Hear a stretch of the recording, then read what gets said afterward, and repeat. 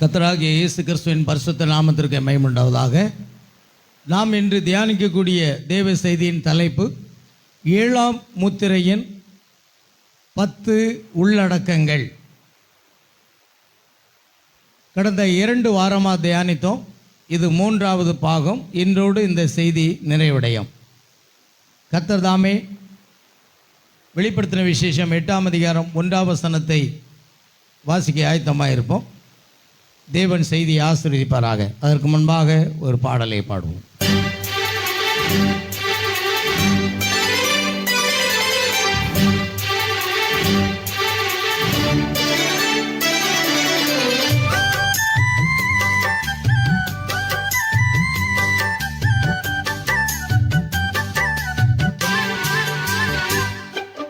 உம் நாமம் சொல்ல சொல்ல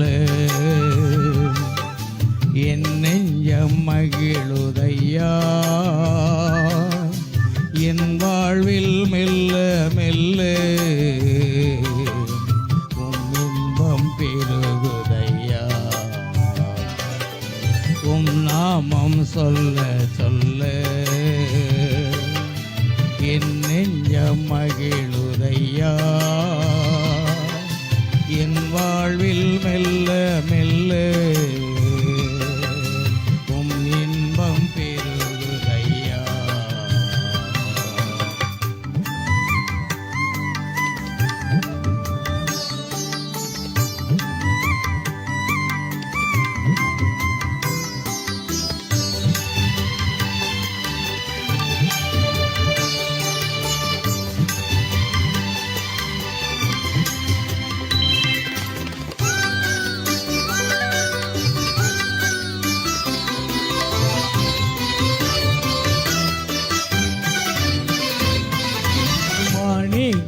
தேரோடு காணிக்கை தந்தாலும் உமக்கது ஈடாகுமா?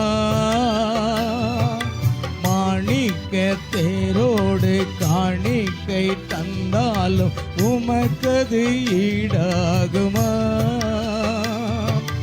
உலகமே வந்தாலும் உறவுகள் நின்றாலும் உமக்கது ஈடாகுமா? உமக்கது ஈடாகுமா? உம் நாமம் சொல்ல சொல்ல என் நெஞ்சம் மகிழுதையா, என் வாழ்வில் மெல்ல மெல்ல உம் இன்பம் பெருகுதையா.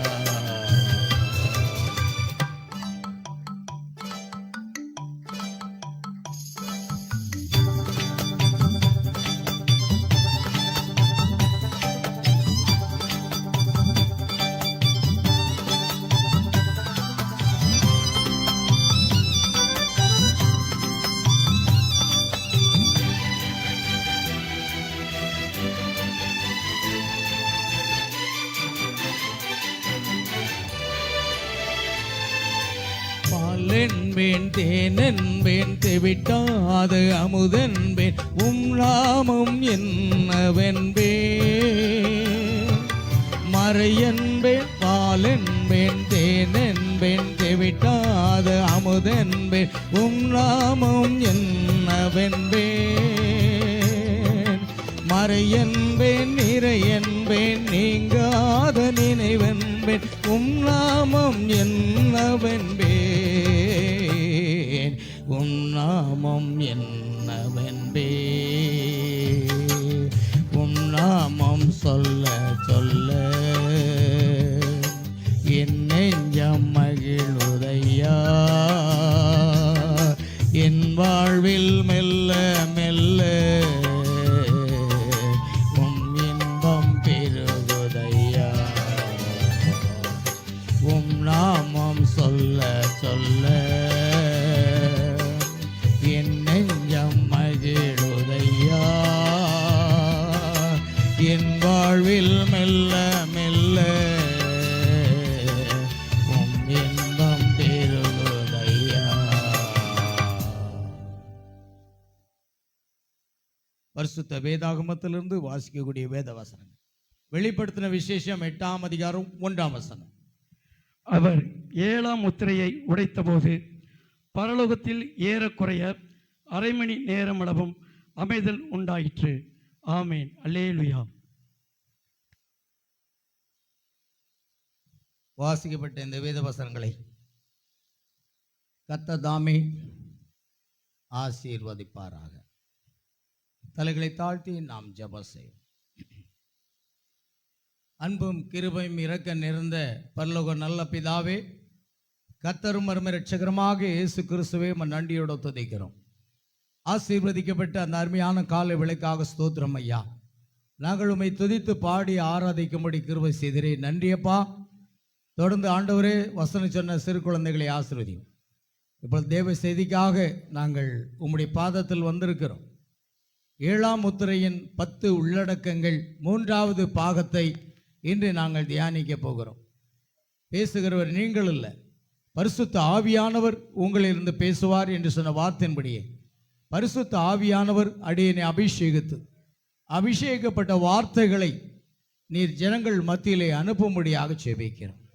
அதன் மூலமாக உம்முடைய பிள்ளைகள் சேஷித்த ஆசீர்வாதங்களை பெற்றுக்கொள்ள கிருபை செய்யுங்க. கர்த்தருக்கென்று உம்முடைய பிள்ளைகள் செலுத்தின காணிக்கைகள் தசமபாகங்கள் எல்லாவற்றையும் வானத்தின் பலகணிகளை திறந்து இடங்கொள்ளாமற் போக மட்டும் உம்முடைய ஆசீர்வாதங்களை கட்டளையிட வேண்டும் ஆட்சேபிக்கிறோம். சகல துதி கன மகிமை யாவற்றையும் உமக்கு செலுத்துகிறோம். கர்த்தராகிய இயேசு கிறிஸ்துவின் நாமத்தில் கேட்கிறோம் பிதாவே, ஆமென். நமக்கு பிரியமானவர்களே, 7வது முத்திரையின் 10 உள்ளடக்கங்கள். The contents of the 7th seal. 5 பாகங்களை நாம் முடித்து விட்டோம். இது 6வது பாகம். 6வது பாகமானது ஏற்கனவே போன வாரம் நான் சற்று பார்த்தேன். 7வது முத்திரையில் அடங்கியுள்ள ரகசியங்கள்.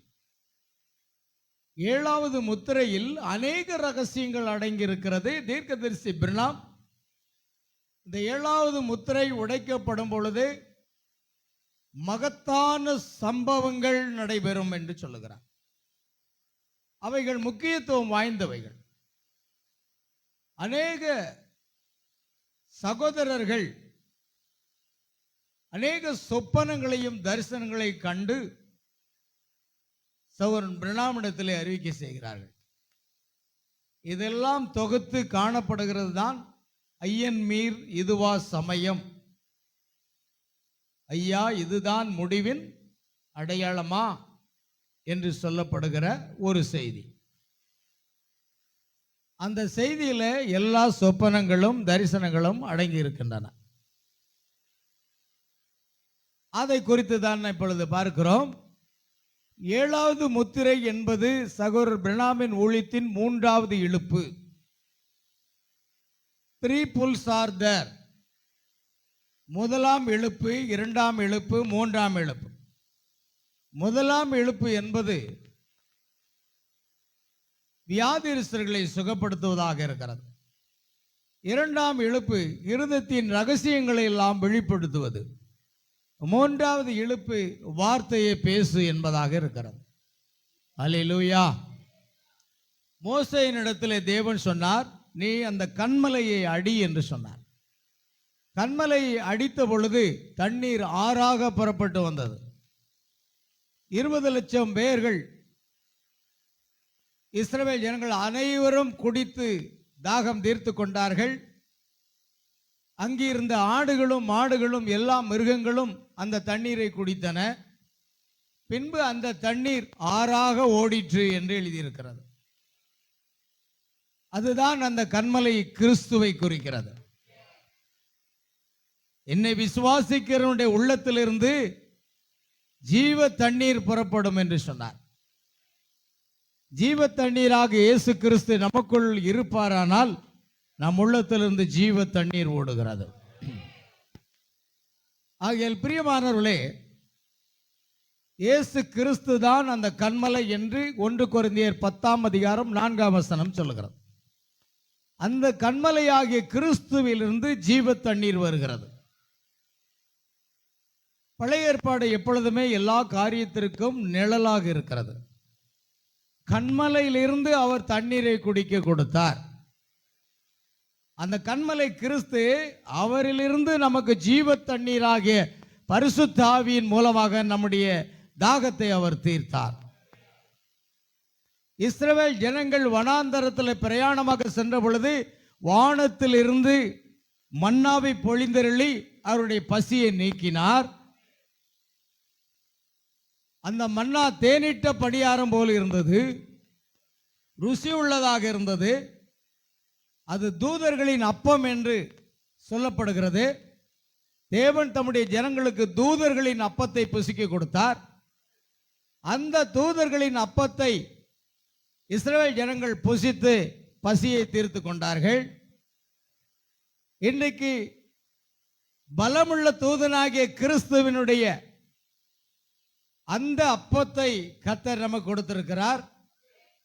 மனுஷன் அப்பத்தினாலே மாத்திரமல்ல, தேவனுடைய வாயிலிருந்து புறப்படும் ஒவ்வொரு வார்த்தையினாலும் பிழைப்பான் என்றால், இஸ்ரவேல் ஜனங்களுக்கு வானத்திலிருந்து வந்த மன்னா, நமக்கும் வானத்திலிருந்து இறங்கி வந்த மன்னா, ஸ்தாபன பாரம்பரியங்கள், சட்ட திட்டங்கள், கொள்கைகள், கோட்பாடுகள், மனித போதனைகள் நம்முடைய ஆத்மாவை ஒரு நாளும் திருப்திப்படுத்தாது.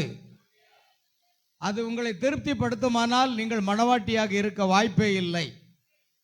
மணவாட்டி வார்த்தையினாலே பிழைக்கக்கூடியவள். அவளுக்கு தேவை தேவனுடைய வார்த்தை. ஆமென். ஆகையால் வெளிப்படுத்தல் 10:1 பலமுள்ள தூதனாகிய கிறிஸ்து இறங்கி வந்து இந்த 7 இடிமுழக்கங்களின் செய்தியை, அந்த அப்பங்களை தேவன் நமக்கு புசிக்க கொடுத்தார். யோவானே, அந்த புஸ்தகத்தை வாங்கி நீ அதை புசி. நான் புசித்த பொழுது என் வாய்க்கு மதுரமாய் இருந்தது. இன்னைக்கு மணவாட்டிக்கு அதைத்தான் கர்த்தர் புசிக்க கொடுக்கிறார். 7 முத்திரைகளை உடைத்து 7 இடிமுழக்கங்களின் செய்தியை மணவாட்டிக்கு அவர் புசிக்க கொடுத்திருக்கிறார். மணவாட்டி அதை புசித்து பரிபூரணமாகி இயேசு கிறிஸ்துவினுடைய வருகையில எடுத்துக்கொள்ளப்படுவார்கள். ஆமென். அதுதான் நீங்கள் அனுதினம் மன்னாவாக அதை நாம் புசிக்க வேண்டும். ஒவ்வொரு நாளும் தீர்க்கதரிசியின் மூலமாக வெளிப்பட்ட அந்த பலமுள்ள தூதனுடைய செய்தியை 7ஆம் தூதன் மூலமாக கர்த்தர் தம்முடைய மணவாட்டிக்கு கொடுக்கிறார். மணவாட்டி அதை வாங்கி புசித்து பரிபூர்ணம் அடைகிறாள்.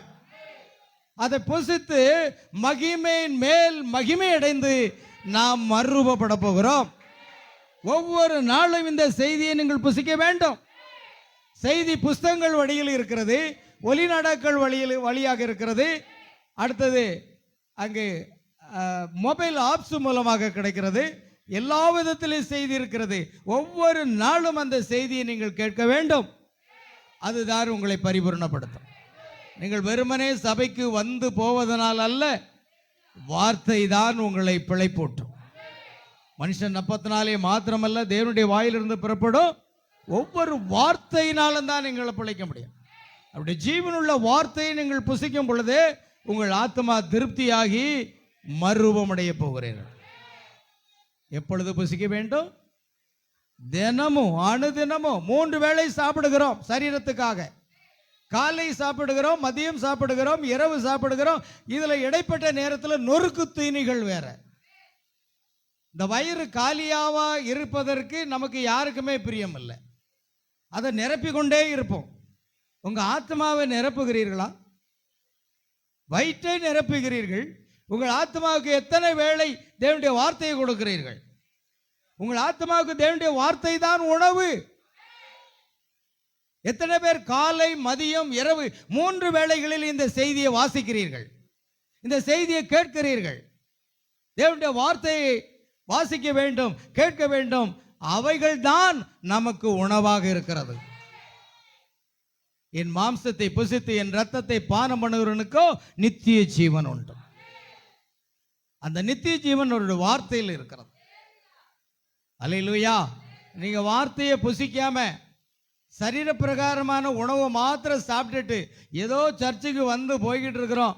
ஒவ்வொரு நாளும் இந்த 3 வேளை சாப்பிட்டு நொறுக்கு தீனி சாப்பிடுவது போல இந்த செய்தியை, தேவனுடைய வார்த்தையை நீங்கள் பல மணி நேரம் புசிக்க வேண்டும்.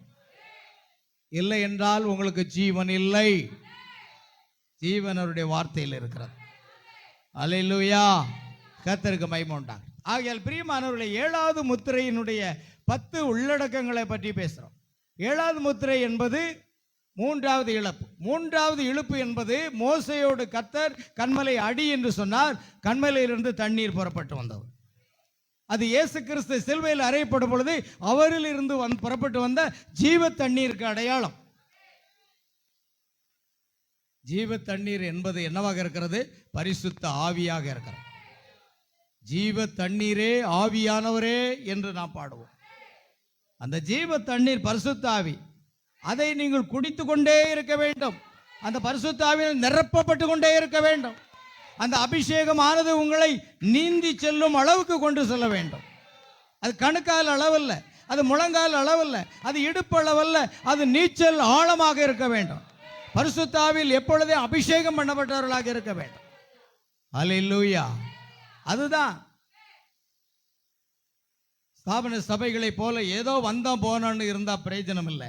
ஒரே ஒரு நாள் செய்தியை கேட்டுட்டு போயிட்டீங்க, மற்ற நாள் செய்தி புக்கை வாசிக்கிறது இல்லை, செய்தியை கேட்கறது இல்லை, மொபைல் ஆப்பில் அந்த செய்தியை கேட்கறது இல்லை. இப்படி இருந்தால் உங்கள் ஆத்மா புஷ்டி ஆகாது. சரீரம் புஷ்டி ஆகும், அதுக்கு ஆகாரம் கொடுக்குறோம். ஆத்மா புஷ்டி ஆகிறதுக்கு ஆகாரம் கொடுக்கணுமே. நீங்கள் கொடுக்காத பட்சத்தில் அது வளர்ச்சி அடையாது. ஆமென். நம்முடைய ஆத்மாவின் உணவு என்ன? தேவனுடைய வார்த்தை. ஆகையால் பிரியமானவர்களே, மோசையோடு கர்த்தர் 2ஆம் முறை பேசினார். பேசும்போது என்ன கூறினார் தெரியுமா? நீ கன்மலையோடு பேசு என்று சொன்னார். முதலாவது அடிக்க சொன்னார். காரணம், கிறிஸ்து ஒரே ஒரு முறைதான் நமக்காக சிலுவையில் அடிக்கப்பட வேண்டும். அல்லேலூயா. அநேகர் தங்கள் தவறான போதனைகளினால் மறுதலித்து போனவர்கள் எபிரேயர் 6ஆம் அதிகாரத்தில் இருக்கிறது. அப்படி மறுதலித்து போனவர்கள் திரும்பவும் கிறிஸ்துவை சிலுவையில் அறைகிறபடினால் அவர்கள் மனம் திரும்புவதற்கு ஏதுவாக கூடாத காரியம். திரும்ப மனம் திரும்ப முடியாது. நீங்க மனம் திரும்ப நினைத்தாலும் முடியாது. சும்மா கள்ள போதகர்களுக்கு செவி கொடுத்து போயிட்டீங்கன்னா நீங்கள் மனம் திரும்ப நினைத்தாலும் மனம் திரும்ப முடியாது. ஏன்னா மறுபடியும் இயேசுவை தாங்களே சிலுவையில் அறைகிறபடினால் அவர்கள் மனம் திரும்புவதற்கு ஏதுவாக கூடாத காரியம். கவனமா செய்தியை பின்பற்றணும், வார்த்தையை பின்பற்றணும். ஏனா தான என்ற வஞ்சக போதங்களுக்கு இடம் கொடுத்து விட்டீர்கள் என்றால் உங்கள் ஜீவனை நீங்கள் நஷ்டப்படுத்தி விட்டீர்கள். 2ஆம் முறை கன்மலையோடு பேச வேண்டும். மோசே செய்த பெரிய தவறு என்ன தெரியுமா? 2ஆம் முறையும் கன்மலை அடித்தார். இன்னைக்கு ஆவிக்குரிய ரீதியாக அநேகர் 2வது கன்மலையை அடித்து கொண்டே இருக்கிறார்கள். அதுதான் எபிரேயர் 6ஆம் அதிகாரம். அவர்கள் மறுபடியும் கிறிஸ்துவை சிலுவையில் அறைகிறார்கள். அல்லேலூயா. அங்கு உலக பிரகாரமாக இஸ்ரவேல் ஜனங்கள் அந்த மோசே கன்மலை அடித்தது போல இன்றைக்கு அநேகர் அடிக்கிறார்கள். பாருங்கள், எபிரேயர் 6ஆம் அதிகாரத்தில் அந்த வசனத்தை நான் சொன்னேன். யாராவது எடுத்திருந்தால் வாசிங்கள். ஆகையால் மறுதலித்து போனவர்கள், பாருங்க, மறுதலித்து போனவர்கள் என்றால் வார்த்தைக்கு முரணாக சென்றவர்கள், வார்த்தையை விட்டு விலகி சென்றவர்கள் தான் மறுதலித்தவர்கள் என்ற அர்த்தம். அவர்கள் தேவனுடைய குமாரனை தாங்களே மறுபடியும் சிலுவையில் அறைந்து, தேவனுடைய குமாரனை தாங்களே மறுபடியும் சிலுவையில் அறைந்து அவமானப்படுத்துகிறபடியால், திரும்ப அவமானப்படுத்துற. நீங்க கள்ள உபதேசத்துக்கு இடம் கொடுத்தீங்கன்னா மறுபடியும் இயேசுவை சிலுவையில் என்ன செய்றீங்க? அறைகிறீர்கள். மோசே அப்படி கன்மலையோட பேசு என்று சொல்லுவது 2ஆம் முறை அடித்ததுனால கர்த்தர் சொன்னார், நீ கானானை காண்பாய், ஆனால் கானானுக்குள் பிரவேசிக்க மாட்டாய் என்று சொல்லிவிட்டார். கானானுக்குள் மோசே செல்லவில்லை. அவன் அந்த மலையின் மேலேயே மரித்து போறான்.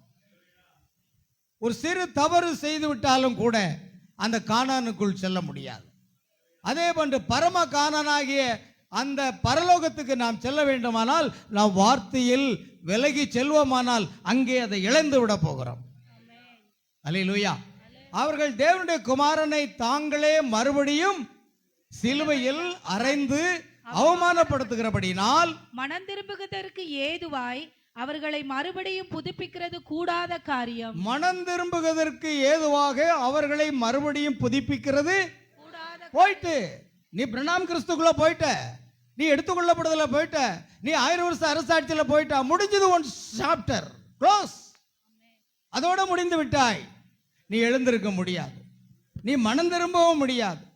ஏன்னா அது மனம் திரும்புவதற்கு ஏதுவான கூடாத காரியம்.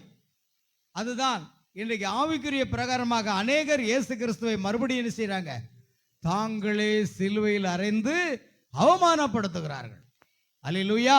கன்மலையோடு பேச வேண்டும் என்று கர்த்தர் 2ஆம் முறை கட்டளையிட்டார். இதுதான் 3ஆம் எழுப்பு. 3ஆம் எழுப்பு என்பது என்ன தெரியுமா? வார்த்தையை பேசு. அல்லேலூயா. ரகசியங்கள் வெளிப்படுவதுதான் 3வது எழுப்பு. 7வது முத்திரையின் ரகசியங்கள் வெளிப்படுவது 3வது எழுப்பாக இருக்கிறது. ஸ்பீக் த வேர்ட், வார்த்தையை பேசு. தீர்க்கதரிசி பிரணாமுடைய ஊழியத்திலே 3 இழுப்புகளும் இருந்தது. அந்த 3வது இழுப்பு வரும்போது பிரணாம் தேவன் அவருக்கு கட்டளையிட்டது போல அந்த மரக்கிளைகளில் ஒன்றுமில்லாத இருந்தபோது இப்பொழுது அங்கு அணில் உண்டாக கடவுது என்று சொல், அங்கு அணில் இருக்கும் என்று தேவன் சொன்னார். இயேசு கிறிஸ்துவின் நாமத்திலே ஒன்றுமில்லாத வெறுமையான மரக்கிளையில் அணில் உண்டாக கடவுது என்று சொன்னார். அங்கு ஒரு அணில் உட்கார்ந்து கொண்டிருந்தது. பின்பு 2வது முறை வேறொரு இடத்தில் அணில் உண்டாக கடவுது என்று சொன்னார். அங்கேயும் அணில் இருந்தது. 3வது இன்னொரு இடத்துல அணில் உண்டாக கடவுது என்று சொன்னார். அங்கேயும் அணில் உண்டாயிருந்தது. ஓ சிருஷ்டி கர்த்தர் சகோதரர் பிரணாமுடைய நாவுகளை பிடித்து கொண்டு பேசினார். நம்முடைய நாவுகள் அதற்காக பயன்படுத்தப்பட வேண்டும். தேவன் நம்முடைய நாவுகளை பிடித்து கொண்டு பேசுவதற்கு நம்மை அர்ப்பணிக்க வேண்டும். ஓ மோசேயினுடைய நாவுகளை கர்த்தர் பிடித்து கொண்டார். வண்டுகள் வரக்கடவது, அங்கே எகிப்திலே வண்டுகள் வந்தது. பேன்கள் வரக்கடவது, பேன்கள் வந்தது. வெட்டுக்கிளிகள் வரக்கடவது, வெட்டுக்கிளிகள் வந்தது. ஓ தேவன் மோசேயினுடைய நாவுகளை பிடித்து கொண்டு பேசினார். அப்பொழுது அங்கு சிருஷிக்கப்படுகிறது. வண்டுகள் எங்கிருந்து வந்தது என்று தெரியாது, தேவன் அதை சிருஷித்தார். வெட்டுக்கிளிகள் எங்கிருந்து வந்தது என்று தெரியாது, தேவன் அதை சிருஷித்தார். பேன்கள் எங்கிருந்து வந்தது என்று தெரியாது, தேவன் அதை சிருஷித்தார். அணில்கள் எங்கிருந்து வந்தது என்று தெரியாது, தேவன் அதை சிருஷித்தார். தேவன் இன்று உங்கள் நாவுகளை பயன்படுத்த விரும்புகிறார். உங்கள் நாவுகளை தேவனுக்கு நீங்கள் அர்ப்பணியுங்கள். நம்முடைய 5 அவயங்களையும் தேவனுக்கு அர்ப்பணிங்கள். நம்முடைய நாவுகளை பிடித்துக் கொண்டு கர்த்தர் பேசும் பொழுது அது அப்படியாகும். அல்லேலூயா. இன்றைக்கு நமக்கு அதுதான் மணவாட்டியின் மூலமாக ஒரு மகத்தான ஊழியத்தை கர்த்தர் செய்ய போகிறார். ஆகையால் பிரியமானவர்களே, வார்த்தையை பேசு என்பதுதான் 3வது இழுப்பு. வார்த்தையின் ரகசியங்கள் வெளிப்படுதலாக இருக்கு. பாருங்கள், இப்பொழுது ஒரு காரியத்தை கவனிக்க வேண்டும். தீர்க்கதரிசி ஒரு காரியத்தை சொல்லுகிறார். 6வது பாகத்தில் அவர் ஒரு காரியத்தை சொல்றார். அது என்ன காரியம் என்றால்,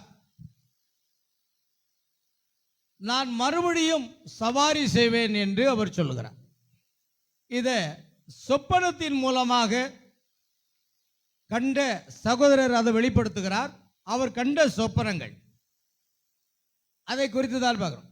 சகோதரர் பிரணாம் ஒரு தனிப்பட்ட உயிர்த்தெழுதலை கொண்டிருக்க வேண்டும் என்றும் அவருடைய ஊழியத்தை தொடர வேண்டும் என்றும் ஒரு கூடாரத்தை அமைப்பதற்கும் 7வது முத்திரையை வெளிப்படுத்துவதற்கும் சிலர் நினைத்திருக்கிறார்கள்.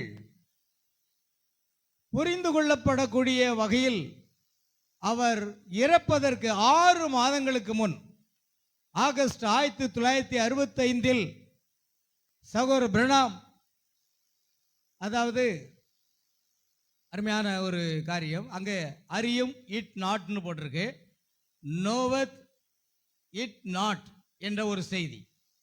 இதை அறியாமல் இருக்கிறாய், இதை அறியாமல் இருக்கிறாய் என்ற செய்தியில அவர் சொல்றார். ஆர்லாண்டு வாக்கர் என்பவர் கனவை சுட்டி காட்டுகிறார்கள். அங்கேயும் அடுத்த சில மாதங்களில் மற்ற பல பிரசங்கங்களிலும் சகோதரர் பிரணாம் நான் மீண்டும் இந்த பாதையில் சவாரி செய்வேன் என்று ஒரு வார்த்தை சொன்னார். இன்றைக்கு கடைசி கால செய்தியில ஒரு சர்ச்சைக்குரிய காரியம்.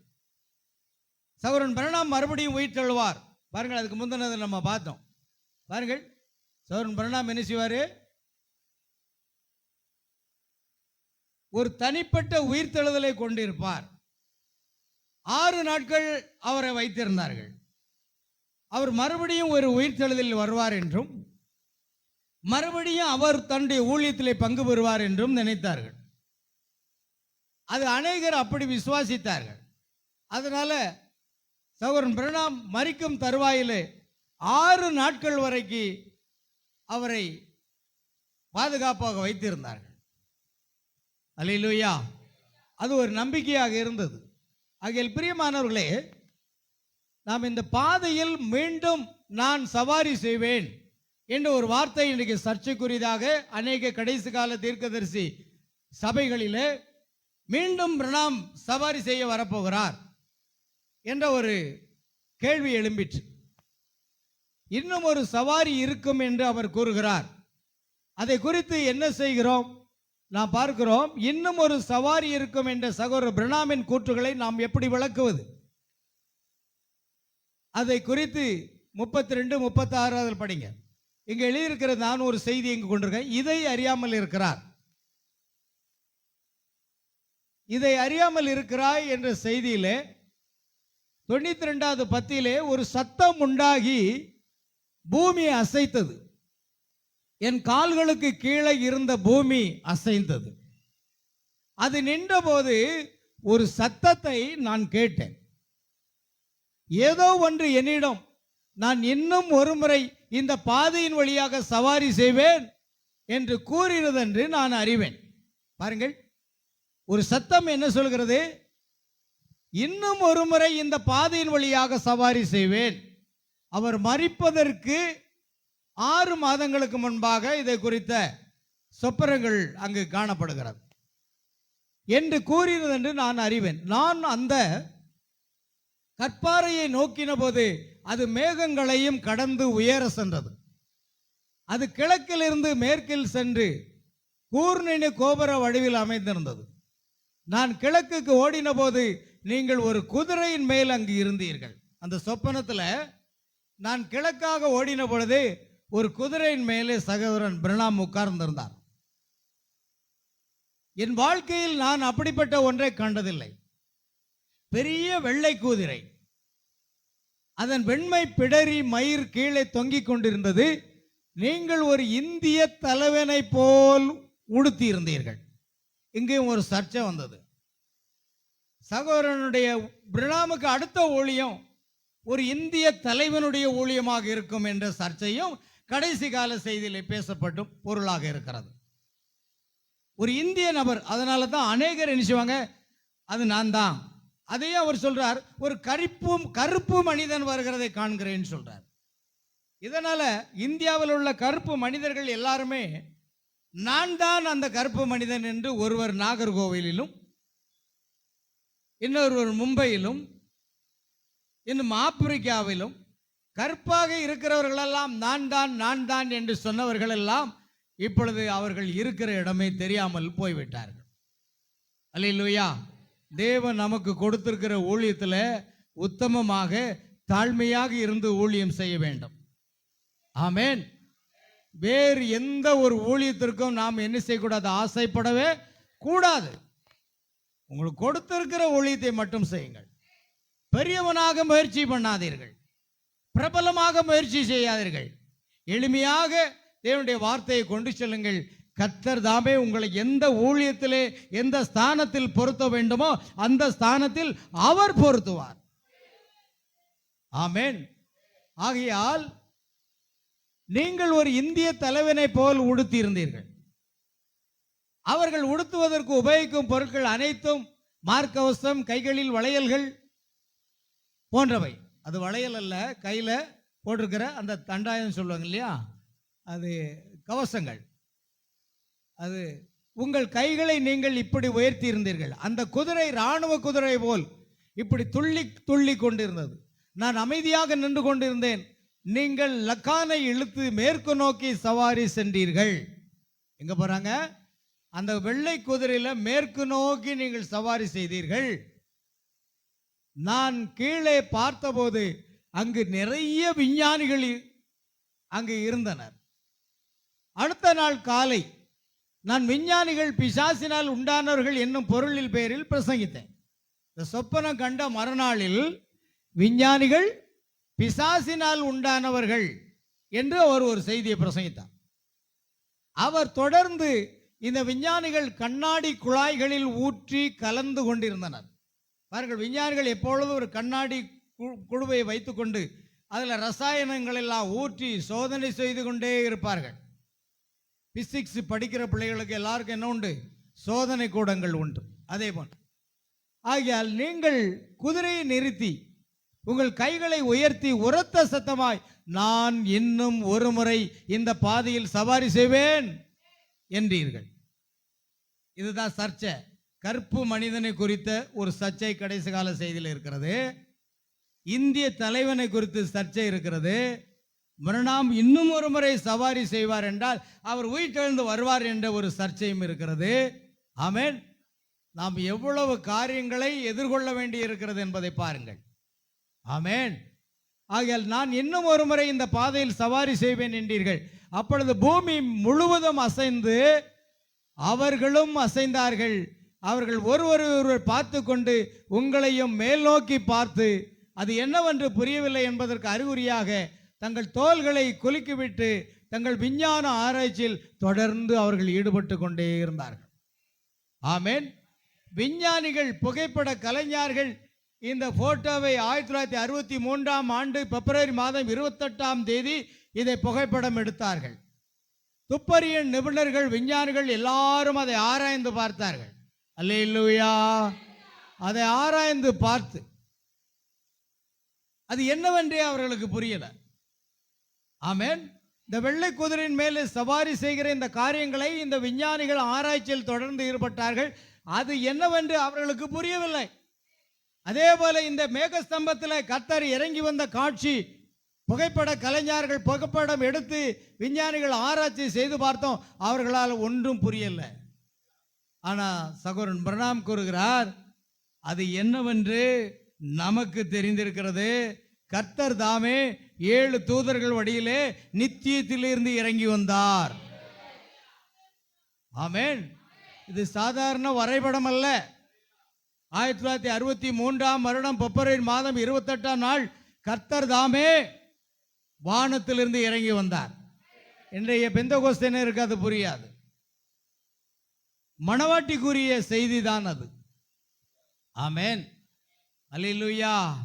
அதுதான் 26 மைல் உயரம், 30 மைல் அகலம் கொண்டதாக ஒரு மேகஸ்தம்பமாக இது இறங்கி வந்ததை நாம் பார்க்கிறோம்.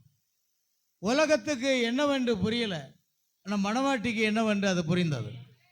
அதே போன்றுதான் அந்த விஞ்ஞானிகளுக்கு அது என்னவென்று புரியாமல் மறுபடியும் அவர்கள் தொடர்ந்து ஈடுபட்டு கொண்டே இருந்தார்கள். நீங்கள் மேற்கு நோக்கி செல்ல தொடங்கினீர்கள்.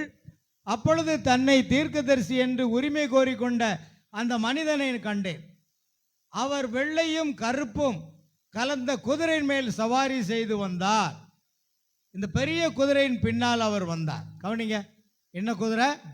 வெள்ளையும் கருப்பு நிறந்தது. அதுதான் மங்கின நிறமுள்ள குதிரை. அதில் யார் ஏறி வந்தால்? அந்தி கிறிஸ்து ஏறி வந்தார். ஆகையால் இந்த பெரிய குதிரையின் பின்னால் அவர் வந்தார். நீங்கள் சவாரி செய்து கொண்டிருந்த குதிரை மேகங்களுக்கு மேல் சென்று விட்டது. ஆமென். அது மேகங்களுக்கு மேலாக சென்று விட்டது. பாதை இவ்வளவுதான் அகலமாயிருந்தது. அந்த குதிரை ஓடின போது நீங்கள் அணிந்திருந்த சிறகுகளும் மற்றவைகளும் காற்றில் பறந்தன. குதிரையின் பிடரியும் வாலும் கூட காற்றில் பறந்தன. அந்த பெரிய வெள்ளை குதிரை சரியாக வரிசையில் ஓடிக்கொண்டிருந்தது.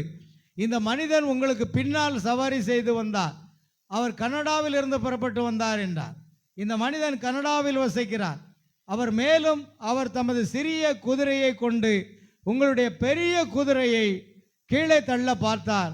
அதன் இடுப்பை உங்கள் குதிரையின் மேல் மோதி, ஆனால் அந்த பெரிய குதிரையை அவரால் அசைக்க முடியவில்லை. அது ஓடிக்கொண்டே இருந்தது. திடீரென்று நீங்கள் திரும்பினீர்கள். நீங்கள் 3ஆம் முறையாக அப்பொழுது பேசினீர்கள்.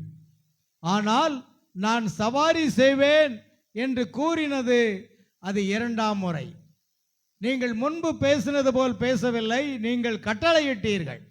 நீங்கள் திரும்பி பார்த்து அந்த மனிதனை பெயர் சொல்லி அழைத்து இங்கிருந்து போய்விடு, தேவன் ஒரு மனிதனை இதற்கென்று நியமித்தாலொழிய யாரும் இந்த வழியாக சவாரி செய்ய முடியாது, இங்கிருந்து போய்விடு என்று கட்டளையிட்டீர்கள்.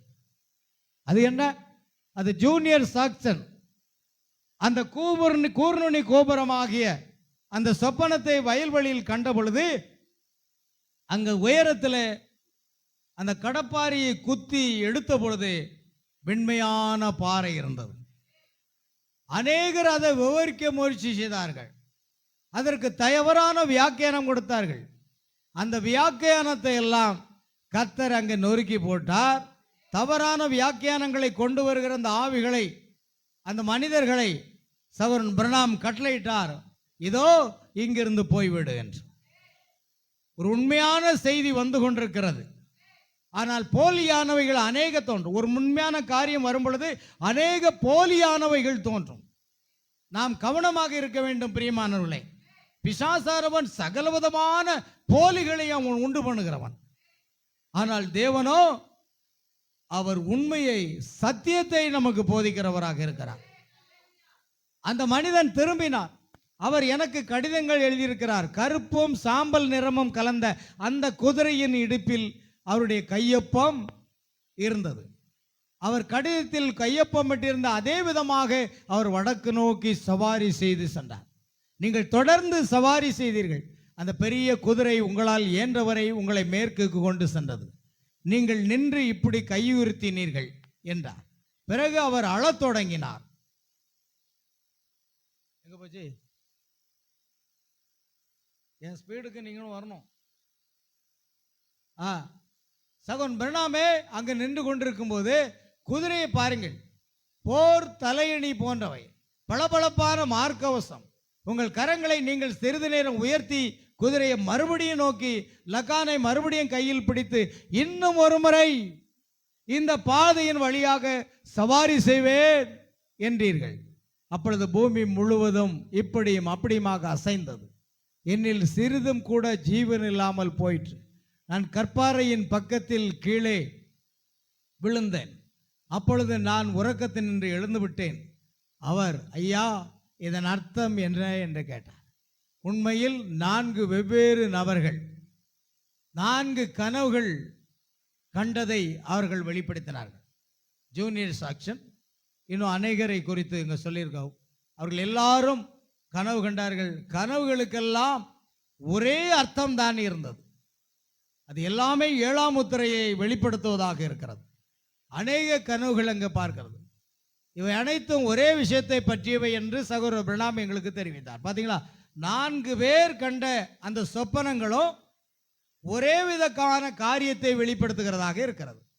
4வது கனவில் அந்த பாலஸ்தீனம், சகோதரர் பிரணாம் இன்னும் ஒரு சவாரி இருக்கும் என்று சொன்னபோது அவர் எலியாவின் ஆவியை குறிப்பிடுகிறார் என்று நான் நம்புகிறேன் என்று அருமையான ஒரு தேவ ஊழியர் பிரணாமுடைய காலத்தில் இருந்தவர் அதை எடுத்து எழுதுகிறார். உண்மை அதுதான். இன்னைக்கு நான் இன்னும் ஒரு முறை சவாரி செய்வேன் என்றால் சகோதரன் பிரணாம் அல்லேலூயா மறுபடியும் உயிர்த்தெழுந்து ஊழியத்தில் வருவார் என்று அநேகர் நம்புகிறார்கள். அது தவறானது. இன்னும் ஒரு முறை சவாரி செய்வேன் என்பது இப்போது கடைசி கால செய்தி ஊழியத்தில் ஒரு சர்ச்சையான பொருளாக இருக்கிறது. அதனுடைய சரியான அர்த்தத்தை நீங்கள் கவனிப்பீர்களானால் சகோதரன் பிரணாம் நீங்கள் கவனிப்பீர்களானால் பிரியமானவர்களே, அது யாரை குறிப்பிடுகிறார் என்று பாருங்கள். இது பூமியில் 4 முறை பயன்படுத்தப்பட்டது. எலியாவின் ஆவி முதலாவது 1 ராஜாக்கள் 17ஆம் அதிகாரம் 1வது வசனத்தில் திஸ்பியனாகிய எலியா. அவன் அந்த பலிபீடத்தை செப்பினிட்ட பொழுது அவன் அந்த எசபேலுடைய அந்த தீர்க்கதரிசிகளுக்கு விரோதமாக சவால் விடுக்கிறதை பார்க்கிறோம். கர்த்தர் வானத்திலிருந்து அக்னி இறங்க பண்ணி பலிபீடத்தை பட்சித்து போட்டு கர்த்தர் தெய்வம் என்பதை நிரூபித்தார்.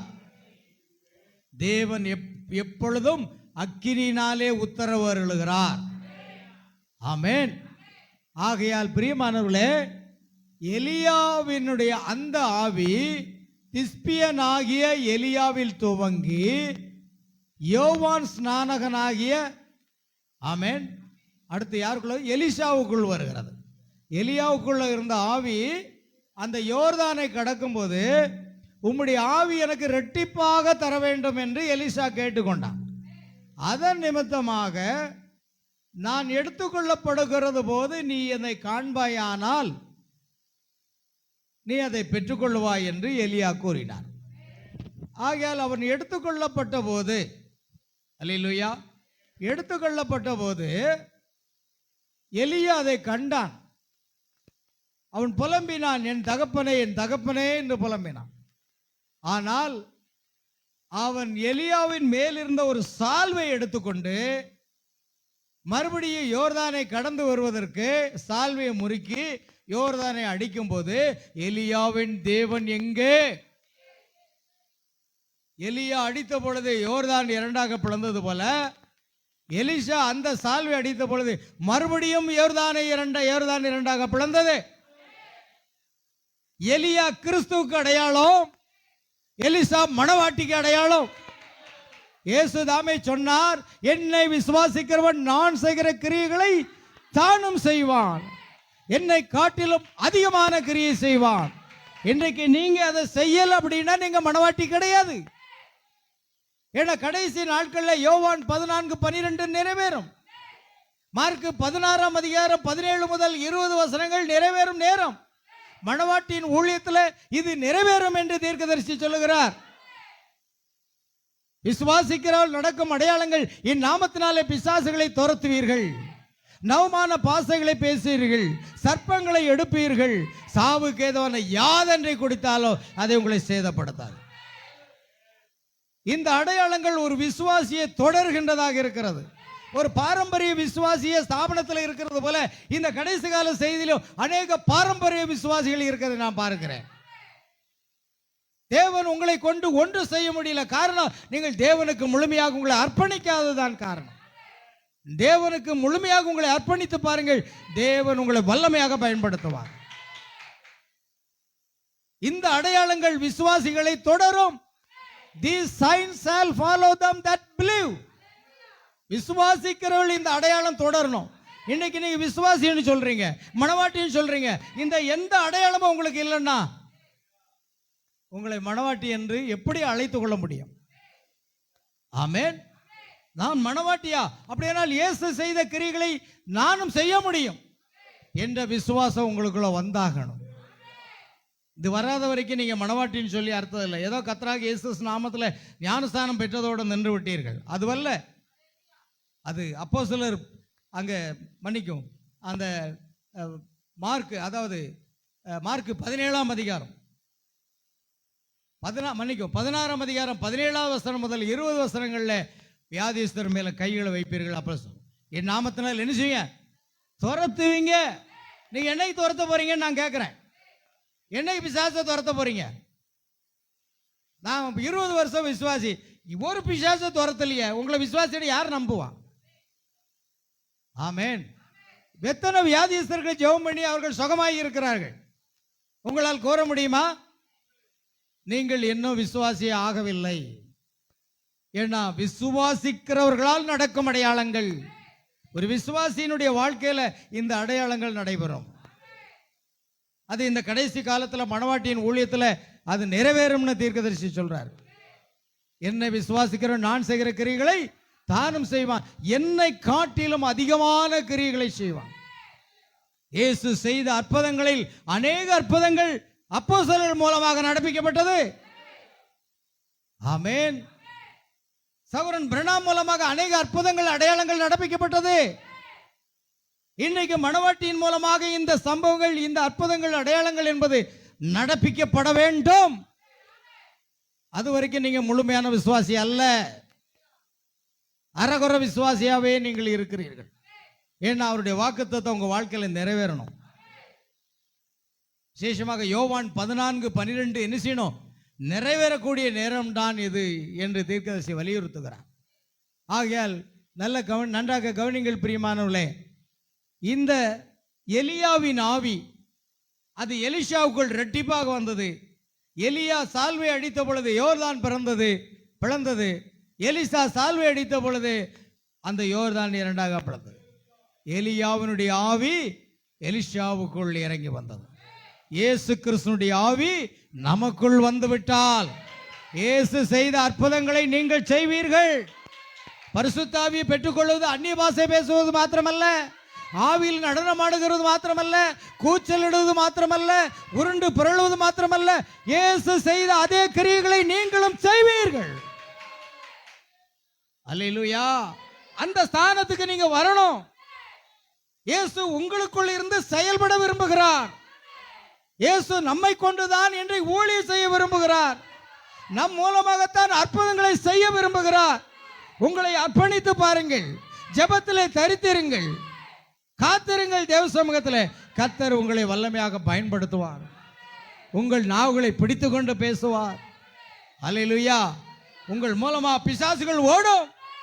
என் வாழ்க்கையில் ஒரு சாதாரண விசுவாசியா இருந்தேன். ஒரு சாட்சி சொல்வதற்கு சபையில் நான் சென்ற பொழுது மும்பையில் சாட்சி சொல்வதற்கு பல வாரங்கள் திட்டமிட்டேன். ஏன்னா சாட்சி சொல்லக்கூடிய தைரியம் எனக்கு இல்லை. தைரியமே இல்லாத சூழ்நிலையில் ஒரு நாள் எழுந்து சாட்சி சொல்ல ஆரம்பித்தேன்.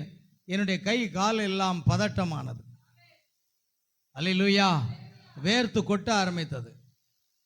ஆண்டவருடைய சமூகத்திலே நான் சாட்சி சொன்னேன். அந்த ஒரு சாட்சி சொல்றதுக்கு எவ்வளவு பதட்டம் எனக்கு இருந்தது தெரியுமா? ஆனால் இன்றோ ஆயிரக்கணக்கான ஜனங்கள் மத்தியில் தேவனுடைய வார்த்தையை பிரசங்கிப்பதற்கு கர்த்தர் பலப்படுத்தி இருக்கிறார். இன்னைக்கு பிசாசுக்கு சவால் விடும்படி கர்த்தர் அழைத்திருக்கிறார். என்னுடைய ஊழியத்தின் பதில நூற்றுக்கணக்கான பிசாசுகளை துரத்தும்படி செய்தார். உங்கள் வாழ்க்கை எப்படி இருக்கிறது? உங்கள் ஜீவியம் எப்படி இருக்கிறது? நீங்கள் உலகத்தையே நோக்கி இருக்கிறீர்களா? இயேசுவுக்கு அர்ப்பணித்து பாருங்கள். அதுதான் மணவாட்டி.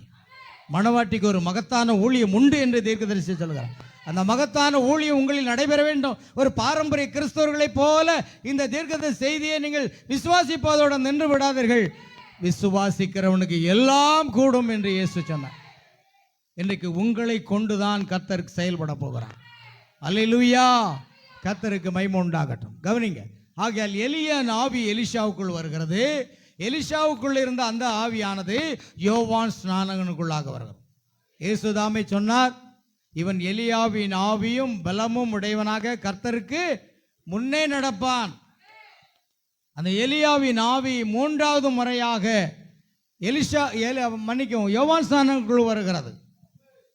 நான்காவது முறையாக புறஜாதிகளுக்கு அனுப்பப்பட்ட தீர்க்கதரிசியாகிய மல்கியா 4:5-6 பிரகாரமாகவும் வெளிப்படுத்தல் 10:6 பிரகாரமாகவும் இன்றைக்கு அனுப்பியிருக்கிற தீர்க்கதரிசி வில்லியன் பிரணாமுக்குள்ளாக அந்த எலியாவின் ஆவி வருகிறது. ஆமென். எத்தனை முறை? 4 முறை. இன்னும் ஒரு முறை எலியாவின் ஆவி வர வேண்டும். அதைத்தான் தீர்க்கதரிசி பிரணாம் குறிப்பிடுகிறார். நான் இன்னும் ஒரு முறை சவாரி செய்வேன் அப்படிங்கிறார். அதனால அநேகர் பிரணாம் உயிர்த்தெழுந்து வந்து மறுபடியும் ஊழியம் செய்வார் என்று தவறான போதகத்தை கொண்டார். கடைசி கால செய்தியில் இருக்கிற தவறான போதகங்களை திருத்துவதே பெரிய காரியம். வஞ்சக ஆவிகள் எல்லாம் கடைசி கால செய்தியில தான் இருக்குது. நான் திருவாரூரில் பிரசங்கித்தேன். ஆர்சி, சிஎஸ்ஐ, பெந்தகோஸ்தே ஸ்தாபனங்கள் இது எல்லாமே சாத்தான் வசனப்படுத்தி விட்டான். தன்னுடைய கொள்கைகளையும் கோட்பாடுகளையும் மனித சடங்குகளையும் கொண்டு ஜனங்களை அதை பின்பற்ற வைத்து அவைகளை எல்லாம் வசப்படுத்தி விட்டான். ஈவன் பெந்தகோஸ்தே சபையும் கூட திருத்துவம் என்ற போதனையை கொடுத்து அவன் வசப்படுத்தி விட்டான்.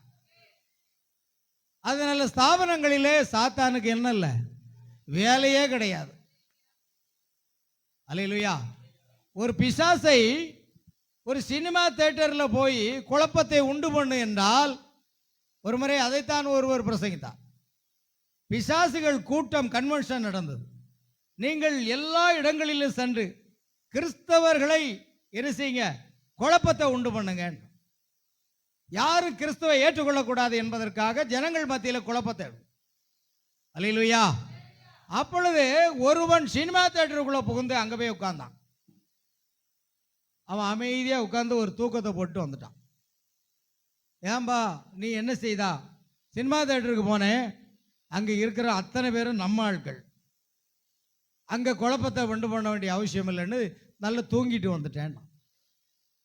இன்னொருத்தன் போய் சொல்கிறான், பெரிய அற்புத பெருவிழா நடந்தது, அங்கே தான் நான் போனேன், அங்கே இருக்கிற ஜனங்கள் அற்புதம் நடக்காதா, தீர்க்க தரிசனம் வராதான்னு சொல்லி தான் எதிர்பார்த்தாங்க. ஒருத்தரும் ஜீவனுள்ள வார்த்தையை அவர்கள் எதிர்நோக்கி இருக்கல. அதனால நான் பார்த்தேன், இவன் ஒருவரும் தேவனுடைய வார்த்தையை ஏற்றுக்கொண்டு ஆத்ம ரட்சிப்பை பெற்றுக்கொள்ள மாட்டார்கள் என்று உறுதியாக நம்பினபடினால் அங்கேயும் நான் குழப்பத்தை விளைவிக்கல. காரணம், அவன் எல்லாரும் நம்ம ஆட்கள் தான். அற்புத பெருவிழாவிலையும் திருவிழாவிலையும் போயிருக்கிறவெல்லாம் யாரு? நம்ம ஆட்கள் தான். அங்கே போய் நான் என்ன குழப்பத்தை உண்டு பண்ண முடியும்? அதனால பிசாசு பார்த்தான், இந்த கடைசி கால தீர்க்கதரிசி புஸ்தகம் யார் கையிலெல்லாம் இருக்கோ, யாரெல்லாம் இந்த செய்தியை தியானிக்கிறார்களோ அத்தனை பிசாசும் உள்ள வந்துட்டான். அத்தனை பிசாசும் உள்ள வந்து நமக்காக சிலுவையில் அறையப்பட்ட இயேசு கிறிஸ்துவை பிரணாமுக்கு ஒப்பாக மாற்றி, பிரணாம் தான் கடவுள், அவரை வணங்குன்னு சொல்லி பிசாசு அத்தனை பேர் இருதயத்திலையும் நுழைஞ்சிட்டான். அது பிசாசுன்னா சொல்றீங்க? நிச்சயமா தீர்க்கதரிசி சொல்றார், அது சபிக்கப்பட்ட ஆவிங்கர். ஒருவன் எவனாவது இயேசு கிறிஸ்து பிரணாம இயேசு கிறிஸ்து என்று சொன்னால் அவனுக்குள்ள என்ன ஆவி இருக்கு? சபிக்கப்பட்ட ஆவி இருக்கு. அதே போன்று அநேகர் எடுத்துக்கொள்ளப்படுதல் நடைபெறுவதற்கு முன்பாக எடுத்துக்கொள்ளப்படுதல் நடந்து விட்டது என்று சொன்னால் அங்கேயும் பிசாசின் ஆவிதான் கிரியை செய்கிறது. இன்னும் ஒரு ஆவி உள்ளே நுழைந்து பாருங்கள், எல்லாமே முடிந்து விட்டன, இனி ஜெபம் கூட நமக்கு தேவையில்லை, ஞானஸ்தானம் தேவையில்லை, ராபோஜனம் தேவையில்லை, அப்பம் பக்குதல் தேவையில்லை, உபவாசம் தேவையில்லை. இது இன்னொரு வகை பிசாசு. ஏன்னா செய்திக்கும் வார்த்தைக்கு என்னவா இருக்கிறது? விரோதமாக இருக்கிறது. ஆகையால் தீர்க்கதரிசி சொல்ற ஆன்டி கிரைஸ்ட் என்ற வார்த்தைக்கு அர்த்தம் என்ன தெரியுமா? ஆன்டி என்றால் எதிராக, கிரைஸ்ட் என்றால் கிறிஸ்துவுக்கு. கிறிஸ்துவுக்கு எதிரானவன் தான் ஆன்டி கிரைஸ்ட். அதாவது வார்த்தைக்கு எதிராக. இயேசு என்னவா இருக்கிறார்? ஆதியிலே வார்த்தை இருந்தது, வார்த்தை தேவனிடத்தில் இருந்தது, வார்த்தை. அந்த வார்த்தைக்கு விரோதமாக யாரெல்லாம் இருக்கிறார்களோ, இந்த வேதத்தில் உள்ள வசனத்துக்கு விரோதமாக யார் இருக்கிறார்களோ, இந்த தீர்க்கதரிசியினுடைய செய்திக்கு யாரெல்லாம் விரோதமாக இருக்கிறார்களோ அத்தனை பேரும் ஆன்டி கிறிஸ்து தான். அத்தனை பேரும் அந்தி கிறிஸ்துக்கள். அல்லேலூயா. இந்த தவறான வஞ்சக போதங்களை கொண்டு வந்தது அத்தனை பிசாசு. தீர்க்கதரிசி சொல்லுகிறார், இன்னைக்கு பெந்தகோஸ்தியினர் பிதாகுமாரன் பரிசுத்தாவின் நாமத்தில் ஞானஸ்தானம் கொடுக்கிறார்கள். ஆனா தீர்க்கதரிசி பிரணாமோ பிசாசு தன்னுடைய வஞ்சனையினால் கொடுத்த போதகம் தான் அது அப்படிங்கிறார். பிதாகுமாரன் பரிசுத்தாவின் பட்ட பெயரில் ஞானஸ்தானம் கொடுத்தீங்களா, அது பிசாசின் போதகம் அப்படிங்கிறார். அல்லேலூயா. அதனால இங்க இருக்கிற எல்லாம் எடுத்துக்கொள்ளப்படுதலுக்கு முன்பே எடுத்துக்கொள்ளப்படுதல் நடந்து விட்டதென்றால் 1 கொரிந்தியர் 2ஆம் அதிகாரம் 2ஆம் வசனம் சொல்கிறது, சிலுவையில் அறையப்பட்ட இயேசு கிறிஸ்துவை அன்றி வேறு ஒன்றையும் அறியாது இருக்க தீர்மானித்திருந்தேன். சிலுவையில் அறையப்பட்ட அந்த இயேசு கிறிஸ்து ஒருவர் தான் நமக்கு முக்கியம். நமக்கு யாரும் முக்கியம் கிடையாது, எந்த மனிதனும் முக்கியம் கிடையாது, நமக்கு வார்த்தை தான் முக்கியம். அல்லேலூயா. சிலுவையில் அறையப்பட்ட இயேசு கிறிஸ்துக்கு ஒப்பாக எந்த மனிதனையும் கொண்டு வர முடியாது, எந்த தீர்க்கதரிசிகளையும் கொண்டு வர முடியாது, எந்த போதகர்களையும் கொண்டு வர முடியாது. அல்லேலூயா. இயேசு கிறிஸ்துக்கு இணை அல்லது இயேசு கிறிஸ்துக்கு நிகர் இயேசு கிறிஸ்து தாமே. அல்லேலூயா. அவருக்கு நிகர் அவரே தான். அந்த ஸ்தானத்தை ஒருவரும் எடுக்க முடியாது. அல்லேலூயா. 4ஆவதாக பிரணாமுக்குள்ளாக அந்த ஆவி வருகிறது. 5ஆவதாக யூதர்களுக்கு மத்தியில் அந்த முன்குறிக்கப்பட்ட 1,44,000 பேர் அவர்கள் மீட்கப்பட வேண்டும், ரட்சிக்கப்பட வேண்டும். அதற்காக தேவன் என்ன செய்கிறார்? 2 செய்தியாளர்களை அனுப்புகிறார். ஒன்று மோசே, இன்னொன்று எலியா. அது வெளிப்படுத்தல் 11ஆம் அதிகாரத்தில் கொடுக்கப்பட்டிருக்கிறது. யூதர்களுக்கு 2 சாட்சிகளில் ஒருவர் இந்த விஷயத்தில். ஆனால் பாருங்கள், சரியாக வேத வசனத்தோடு பொருந்துகிறோம். அதை நீங்க கவனிப்பீர்களால் வெளிப்படுத்தல் 11ஆம் அதிகாரத்தில் அந்த 2 சாட்சிகள், ஒன்று யாரா இருக்கிறாரு? மோசே. தண்ணீர்களை இரத்தமாக மாற்றுவதற்கு அவர்களுக்கு அதிகாரம் உண்டு. வேண்டும் போதெல்லாம் வாதைகளினால் வாதிக்கிறதுக்கும் அவர்களுக்கு என்ன உண்டு? அதிகாரம் உண்டு. அது மோசே, இன்னொன்று எலியா. எலியா 5வது முறையாக யூதர்கள் மத்தியில் வரப்போகிறது தான் சகோதரன் பிரணாம் சொல்கிறார், நான் இன்னும் ஒரு முறை சவாரி செய்வேன். 2 முறை அல்ல, இன்னும் ஒரு முறை. அந்த ஒரு முறை எலியாவின் ஆவி 4 முறை சவாரி செய்தது. 5வது முறை யூதர்களுக்கு மத்தியிலே செல்லுகிறது. அந்த முன்குறிக்கப்பட்ட 1,40,000 பேர்கள் மீட்கப்படுவதற்காக. அல்லேலூயா.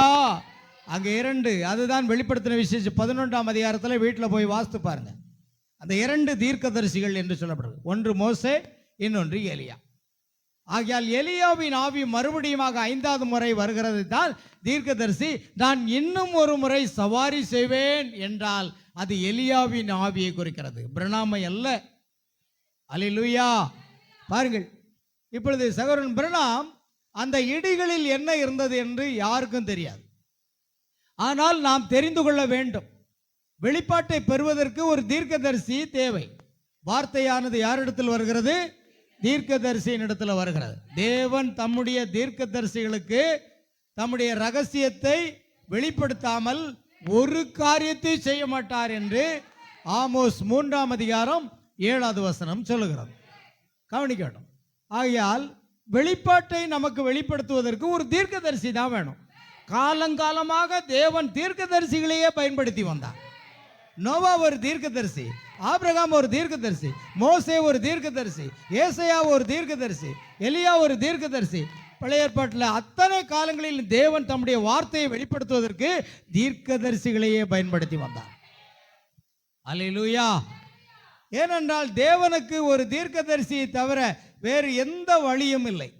7வது முத்திரையை பற்றி அது அந்த நாளில் அந்த மணி நேரத்தில், 1 மணி நேரம் அல்ல, அந்த மணி நேரத்தில் வெளிப்படுத்தப்படும்.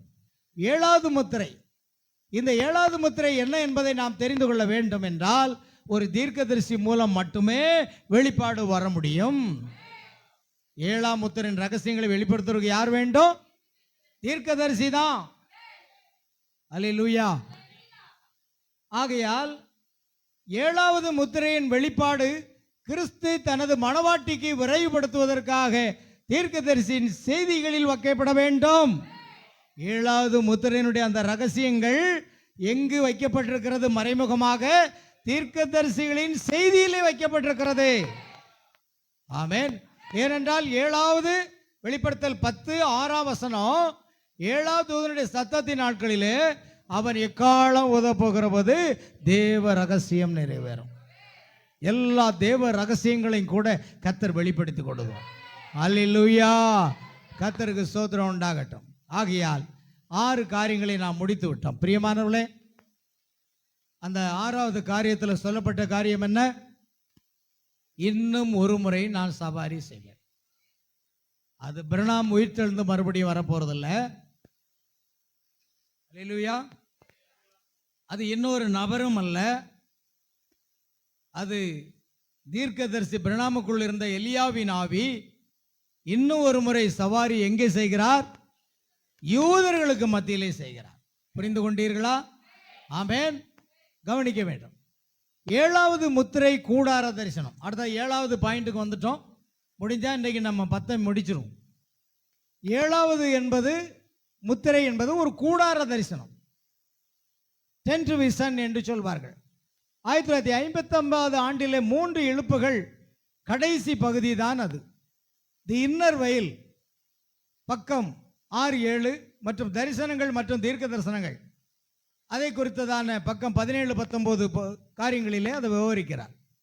பாருங்கள், சகோதரர் பிரணாம் அது ராஜாவின் வாழ், அது அந்த ராஜாவின் பட்டயம்.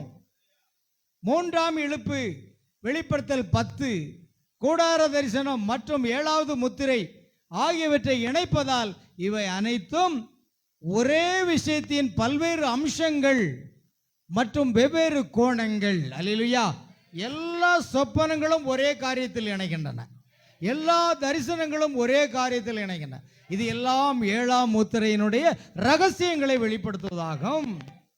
பாருங்கள், நீங்கள் சொப்பனங்களை காண முடியும், நீங்கள் தரிசனங்களை காண முடியும். ஆனால் அந்த வரங்கள் உங்களுக்குள் கிரியை செய்யாமல் ஏனோதானா என்று வாழ்ந்து கொண்டிருக்கிறீர்கள். அது அந்த யோவேல் தீர்க்கதரிசி சொன்னது போலவே பெந்தெகோஸ்தே நாளில் பரிசுத்தாவின் அபிஷேகம் ஊற்றப்படும் பொழுது உங்கள் வாலிபர்கள் தரிசனங்களை காண்பார்கள், உங்கள் மூப்பர்கள் சொப்பனை காண்பார்கள்.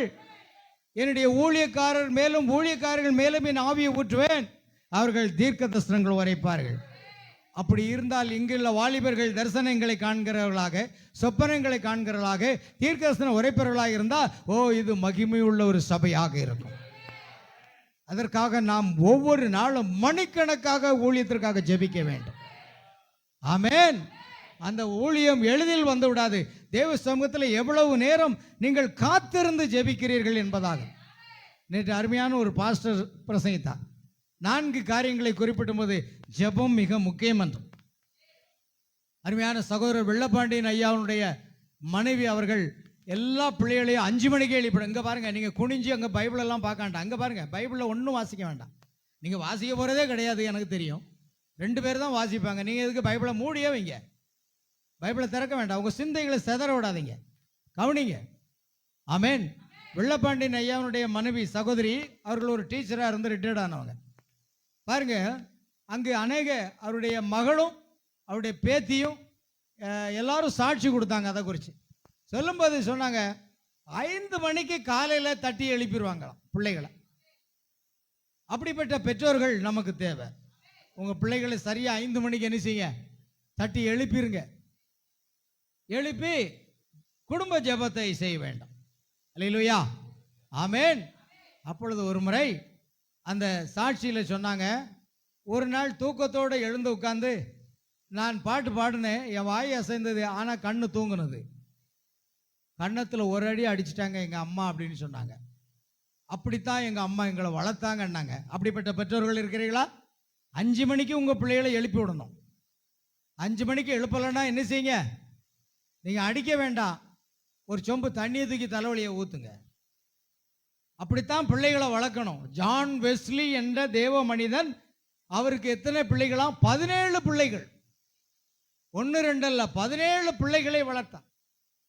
அவருடைய தாயார் அந்த பிள்ளைகளெல்லாம் தூங்க செய்துவிட்டு ஒவ்வொருவராக உணவு கொடுத்து தூங்கின பிற்பாடு என்ன செய்வார்களா, அந்த தாயார் 17 பிள்ளைகளுக்கும் தலைமாட்டில் உட்கார்ந்து தலையில் கையை வச்சு ஒவ்வொருத்தருக்கா ஜெபித்து 17 பேருக்கும் ஜெபித்து முடித்த பிறகுதான் அவர்கள் படுக்கைக்கு செல்வார்கள். அதனால தான் இங்கிலாந்தின் அப்போஸ்தலன் என்று தேவனாலே உலகம் முழுவதும் வல்லமையாக பயன்படுத்தப்பட்டார் ஜான் வெஸ்லி. பெற்றோர்கள் தான் இதற்கு காரணம். உங்க பிள்ளை இன்னும் தூங்கட்டும். 7 மணி முகத்தில் வெயில் படுற வரைக்கும் தூங்குறாங்களா? உங்க பிள்ளைகள் சரியாக நீங்க வளர்க்க முடியாது. பிள்ளையாண்டானை தண்டிக்க வேண்டிய வழியில் என்ன செய்யணும், வளர்க்கணும். 5 மணிக்கு எழுப்பி விட்டுருங்க. 5 மணிக்கு எழுந்து ஜெபம் பண்ண ஆரம்பிங்க. உங்க குடும்பம் மாத்திரமல்ல, நம்ம ஊழியமும் ஆசீர்வதிக்கப்படும். அல்லேலூயா. அதுதான் இன்னைக்கு ஜெப வீரர்கள் தான் தேவன் வல்லமையா பயன்படுத்துறார். அல்லேலூயா. பாருங்க, நான் லேட்டாக 12 14 4 மணிக்கு போய் படுப்பேன். மணிக்கும் 11 மணிக்கு படுப்பேன், 11:30க்கு படுப்பேன். ஆனால் கர்த்தர் என்ன 4 மணிக்கு எழுப்பி விட்டுருவார். 5 மணி இல்லை, 4 மணிக்கு எழுப்பேன். பாருங்க, எங்கள் சமீபத்தில் எங்கள் கோயிலில் விசேஷம் நடந்துகிட்டு இருந்தது. ஒரே வெடி, அது டயர்டாக போய் படுத்தேன் வேலை செய்துட்டு. கரெக்டாக 1 மணிக்கு எழுந்துட்டேன்.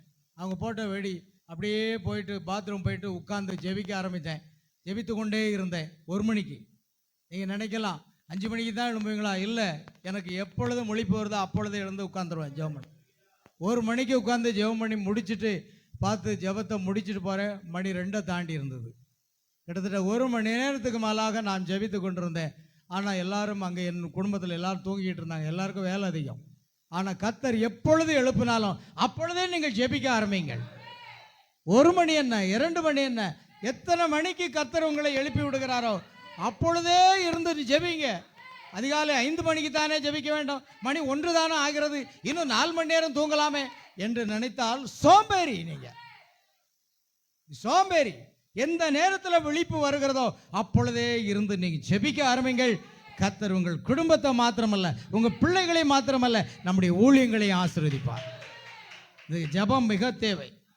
நேற்று சொன்ன சாட்சியை நீங்க கவனிச்சிங்கன்னா, அந்த தாயார் 5 மணிக்கு டீச்சர் பிள்ளைகளுக்கு எழும்பி சாப்பாடு கொடுத்துட்டு அவங்க ஸ்கூலுக்கு போகணும். என் வீட்டில் உட்காந்து ஹவுஸ் ஒய்ஃப் அல்ல அவர்கள். அல்லேலூயா. அங்கே போய் பிள்ளைகள்கிட்ட போய் கத்தணும். ஆமென். அங்கே எல்லாரும் கற்றுக் கொடுக்கணும். பாருங்க, 5 மணிக்கெல்லாம் பிள்ளைகளை எழுப்புவாங்களாம். எழும்பி தூங்கிட்டு இருந்தால் அடி விடுமா.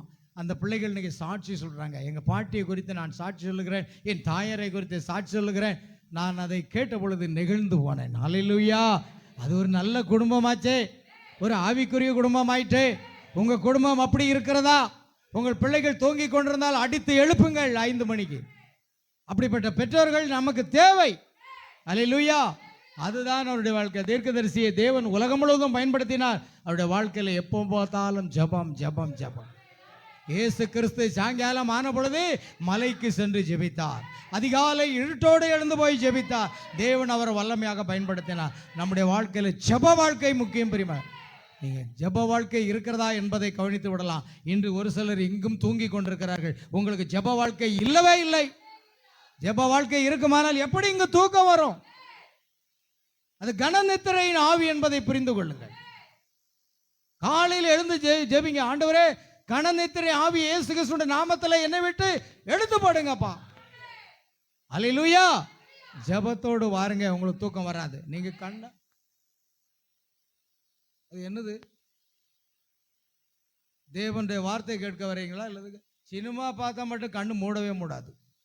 ஒரு காலத்தில் சினிமா தேட்டரில் உட்காந்தா கண்ணு என்னைக்காவது மூடியிருக்கா? சினிமா தேட்டரில் தூங்கிட்டு வந்தேன்னு எவனாவது சொல்ல முடியுமா? சீரியல் பார்க்குற டிவி முன்னால் உட்காந்துட்டு நான் தூங்கிட்டேன்னு எவனாவது சொல்ல முடியுமா? முடியாதுல்ல. அந்த ஆவி எப்படி ஆட்கொள்ளுகிறது? பரிசுத்த ஆவியானவர் நம்மை அதிகமாக ஆட்கொள்ள வேண்டும். தூக்கம் வரவே முடியாது. தூக்கம் வருமானால் அது கனநித்திரையின் ஆவி என்பதை புரிந்து கொள்ளும். அல்லேலூயா. இரவு 12 மணி வரை நான் உட்கார்ந்து செய்தி எடுத்துட்டு போய் படுத்திருக்கேன். அல்லேலூயா. அதன் பிற்பாடு மறுபடியும் காலையில் 7 மணிக்கெல்லாம் நான் சர்ச்சுக்குள்ளே வந்துட்டேன். ஆமேன். என்னுடைய செல்லை நாயை ஒரு ரவுண்டு அடிச்சு விட்டுட்டு 7 மணிக்கு சர்ச்சில் உட்காந்தவன் அப்படியே மெசேஜை புரட்டிக்கிட்டு பார்க்குறேன். 9:30 மணி வரை உட்காந்துருந்தேன். ஆமேன். ஒரு டம்ளர் காப்பியை குடிச்சிட்டு 9:30 மணியில் உட்காந்துருந்தேன். அப்புறம் அவசரமாக குளிச்சுட்டு எடுத்துட்டு 10:10க்குள்ளே வந்துட்டேன். உங்களால் வர முடியலன்னா அது கூட பரிசுத்தாவின் அபிஷேகம் இல்லை. பரிசுத்தாவினுடைய அபிஷேகம் இருந்தால் நான் எப்பொழுதும் உங்களுடைய சன்னியில் வந்து நிற்பேன். அந்த ஓட்டமாக ஓடி வருவீங்க. நாங்கள் அப்படி வர்றோமே. 2 வாரத்துக்கு மேலே வேலை, முதுவெல்லாம் வலி, உடலெல்லாம் வலி. ஆனால் பரிசுத்த ஆவியானவர் சொல்கிறார், என்னை பலப்படுத்துகிற கிறிஸ்துவினாலே எல்லாவற்றையும் செய்ய எனக்கு பலன் உண்டு. பரிசுத்த ஆவி உங்களை பலப்படுத்தணும். ஆமென். கவனிங்க. ஆகையால் வெவ்வேறு கோணங்கள், இந்த எல்லா பல்வேறு அம்சங்களும் ஒரே ஒரு காரியத்தை தான் குறிக்கணும். எல்லாம் 7ஆம் முத்திரையில் வந்து முடிவடைகின்றன. ஆக அல்லேலூயா. கவனிங்கள். ஆகையால் ஆனால் சில முக்கியமான விஷயங்களை நான் பார்க்க. சகோதரர் பிரணாம் இதை பெரும்பாலும் கூடாரம் என்று அழைத்தார். இந்த 7வது காரியத்தில் விஷயங்களை நம்ம பார்க்கிறோம். அது கூடாரம் என்று, அதாவது டென்ட் விஷன், கூடார தரிசனம். அது ஒரு தரிசனமாக இருக்கிறது. அந்த கூடாரம் சில நேரங்களில் கதீட்ரல் என்று அழைக்கப்படுகிறது. அது பெரியதாக இருந்தது. 1933 சகோதரன் பிரணாமுக்கு ஒரு தரிசனத்தை தேவன் கொடுத்தார். அதை குறித்து அதை வெளிச்சத்தை காண்பிக்கிறார். அவர் சொன்னார், நான் வாசஸ்தலத்தை பிரதிஷ்டை செய்த போது காலையில் ஒரு தரிசனம் வந்தது. அது இங்கே மூலைக்கல்லில் எழுதப்பட்டிருக்கிறது. பரிசுத்த ஆவியானவர் என்னிடம் இது உங்கள் கூடாரம் அல்ல என்று சொன்னது. ஆமென். சகோதரன் பிரணாம் ஆராதனை நடத்தக்கூடிய அந்த கூடாரம் பிரணாம் கூடாரம் என்று அநேகர் அழைத்தார்கள். ஆனால் அவரோ அது தவறு என்று சுட்டி காண்பித்தார். அது மாத்திரமல்ல, ஆவியானவர் சொல்லுகிறார், இது உங்கள் கூடாரம் அல்ல. அப்படியானால் யாருடைய கூடாரம்? என்னுடைய வீடு எல்லா ஜனங்களுக்கும் ஜெப வீடு. அதனால தான் இந்த சர்ச்சு என்னுடைய சர்ச்சு அல்ல, உங்களுடைய சர்ச் அல்ல, இது தேவனுடையதாக இருக்கிறது. ஆகையால் இந்த சர்ச்சில் வந்து ஒரு சிறு வேலைகளை செய்தாலும் கூட கர்த்தருக்காக நீங்கள் செய்கிறீர்கள். அதை இன்னைக்கு அநேகர் புரிந்து கொள்றதில்லை. யார் வேலை செஞ்சால் நமக்கு என்ன என்று நினைக்கிறீங்க. ஓ, நீங்கள் பெரிய தவறை செய்கிறீங்க. ஏன்னா என்னுடைய வீடு எல்லா ஜனங்களுக்கும் ஜெப வீடு, என்னுடைய வீடு என்று தான் அவர் அழைத்தார். ஆவியானவரும் இப்பொழுது அதைத்தான் கூறுகிறார். இந்த வீடு தேவனுடைய வீடு. இந்த தேவனுடைய வீட்டில் நீங்கள் செய்யக்கூடிய சிறு வேலைகளை கூட கர்த்தர் கணக்கில் வைத்து உங்களை ஆசீர்வதிப்பார். ஆமென், அல்லேலூயா. இது உங்கள் கூடாரம் அல்ல. எனது கூடாரம் எங்கே என்று நான் கேட்டேன். அவர் என்னை பிரகாசமான நீல வானத்தின் கீழ் இறக்கி வைத்தார். மேலும் ஒரு சுவிசேஷகரின் வேலையை செய்யுங்கள். ஆமென், அல்லேலூயா. கண்மலையிலிருந்து புறப்படுகிற தண்ணீர், அந்த செய்தியில் அவர் சொல்றார். பாருங்கள், அந்த டென்ட் விஷன், டென்ட் அல்லது கதீட்ரல், இது உலகத்தை குறிக்கிறதா? நிச்சயமாக ஒரு உலகளாவிய மணமகளாக இருக்கும். ஒவ்வொன்றும் கிறிஸ்துவின் அதே வெளிப்பாட்டோடு இருக்கும். உலகளாவிய மணவாட்டி. மணவாட்டி என்றால் ஒரு குறிப்பிட்ட சபை அல்ல, உலகம் முழுவதும் ரட்சிக்கப்பட்டு மறுபடியும் பிறந்து கிறிஸ்துக்களாக வாழ்கிறவர்கள் எல்லாருமே யார்தான்? மணவாட்டி. அல்லேலூயா. அந்த உலகளாவிய மணவாட்டியை தான் அது குறிக்கிறது. கவனிங்கள். ஆகையால் கூடார தரிசனத்திலே சகோதரன் பிரணாம் கூட்டத்திற்கு மேலே காற்றில் நின்று தேவனுடைய தூதருடன் பேசிக் கொண்டிருந்ததாக கூறுகிறார். அவர் கூடாரத்தை 3 பகுதிகள் கொண்டதாக விவரிக்கிறார். அல்லேலூயா. இந்த கூடார தரிசனத்திலே 3 பகுதிகள் இருக்கிறது. ஒரு வெளிப்புற பகுதி, பின்னர் உள்பகுதி, அதன் உள்ளே ஒரு சிறிய சதுர மர அறை. இது பாருங்கள், வனாந்தரத்தில் உள்ள இஸ்ரவேலின் கூடாரத்தில் அதை நோக்கி பார்க்க வைக்கிறது. அதாவது வெளிப்புறம், அதாவது என்ன சொல்றோம்?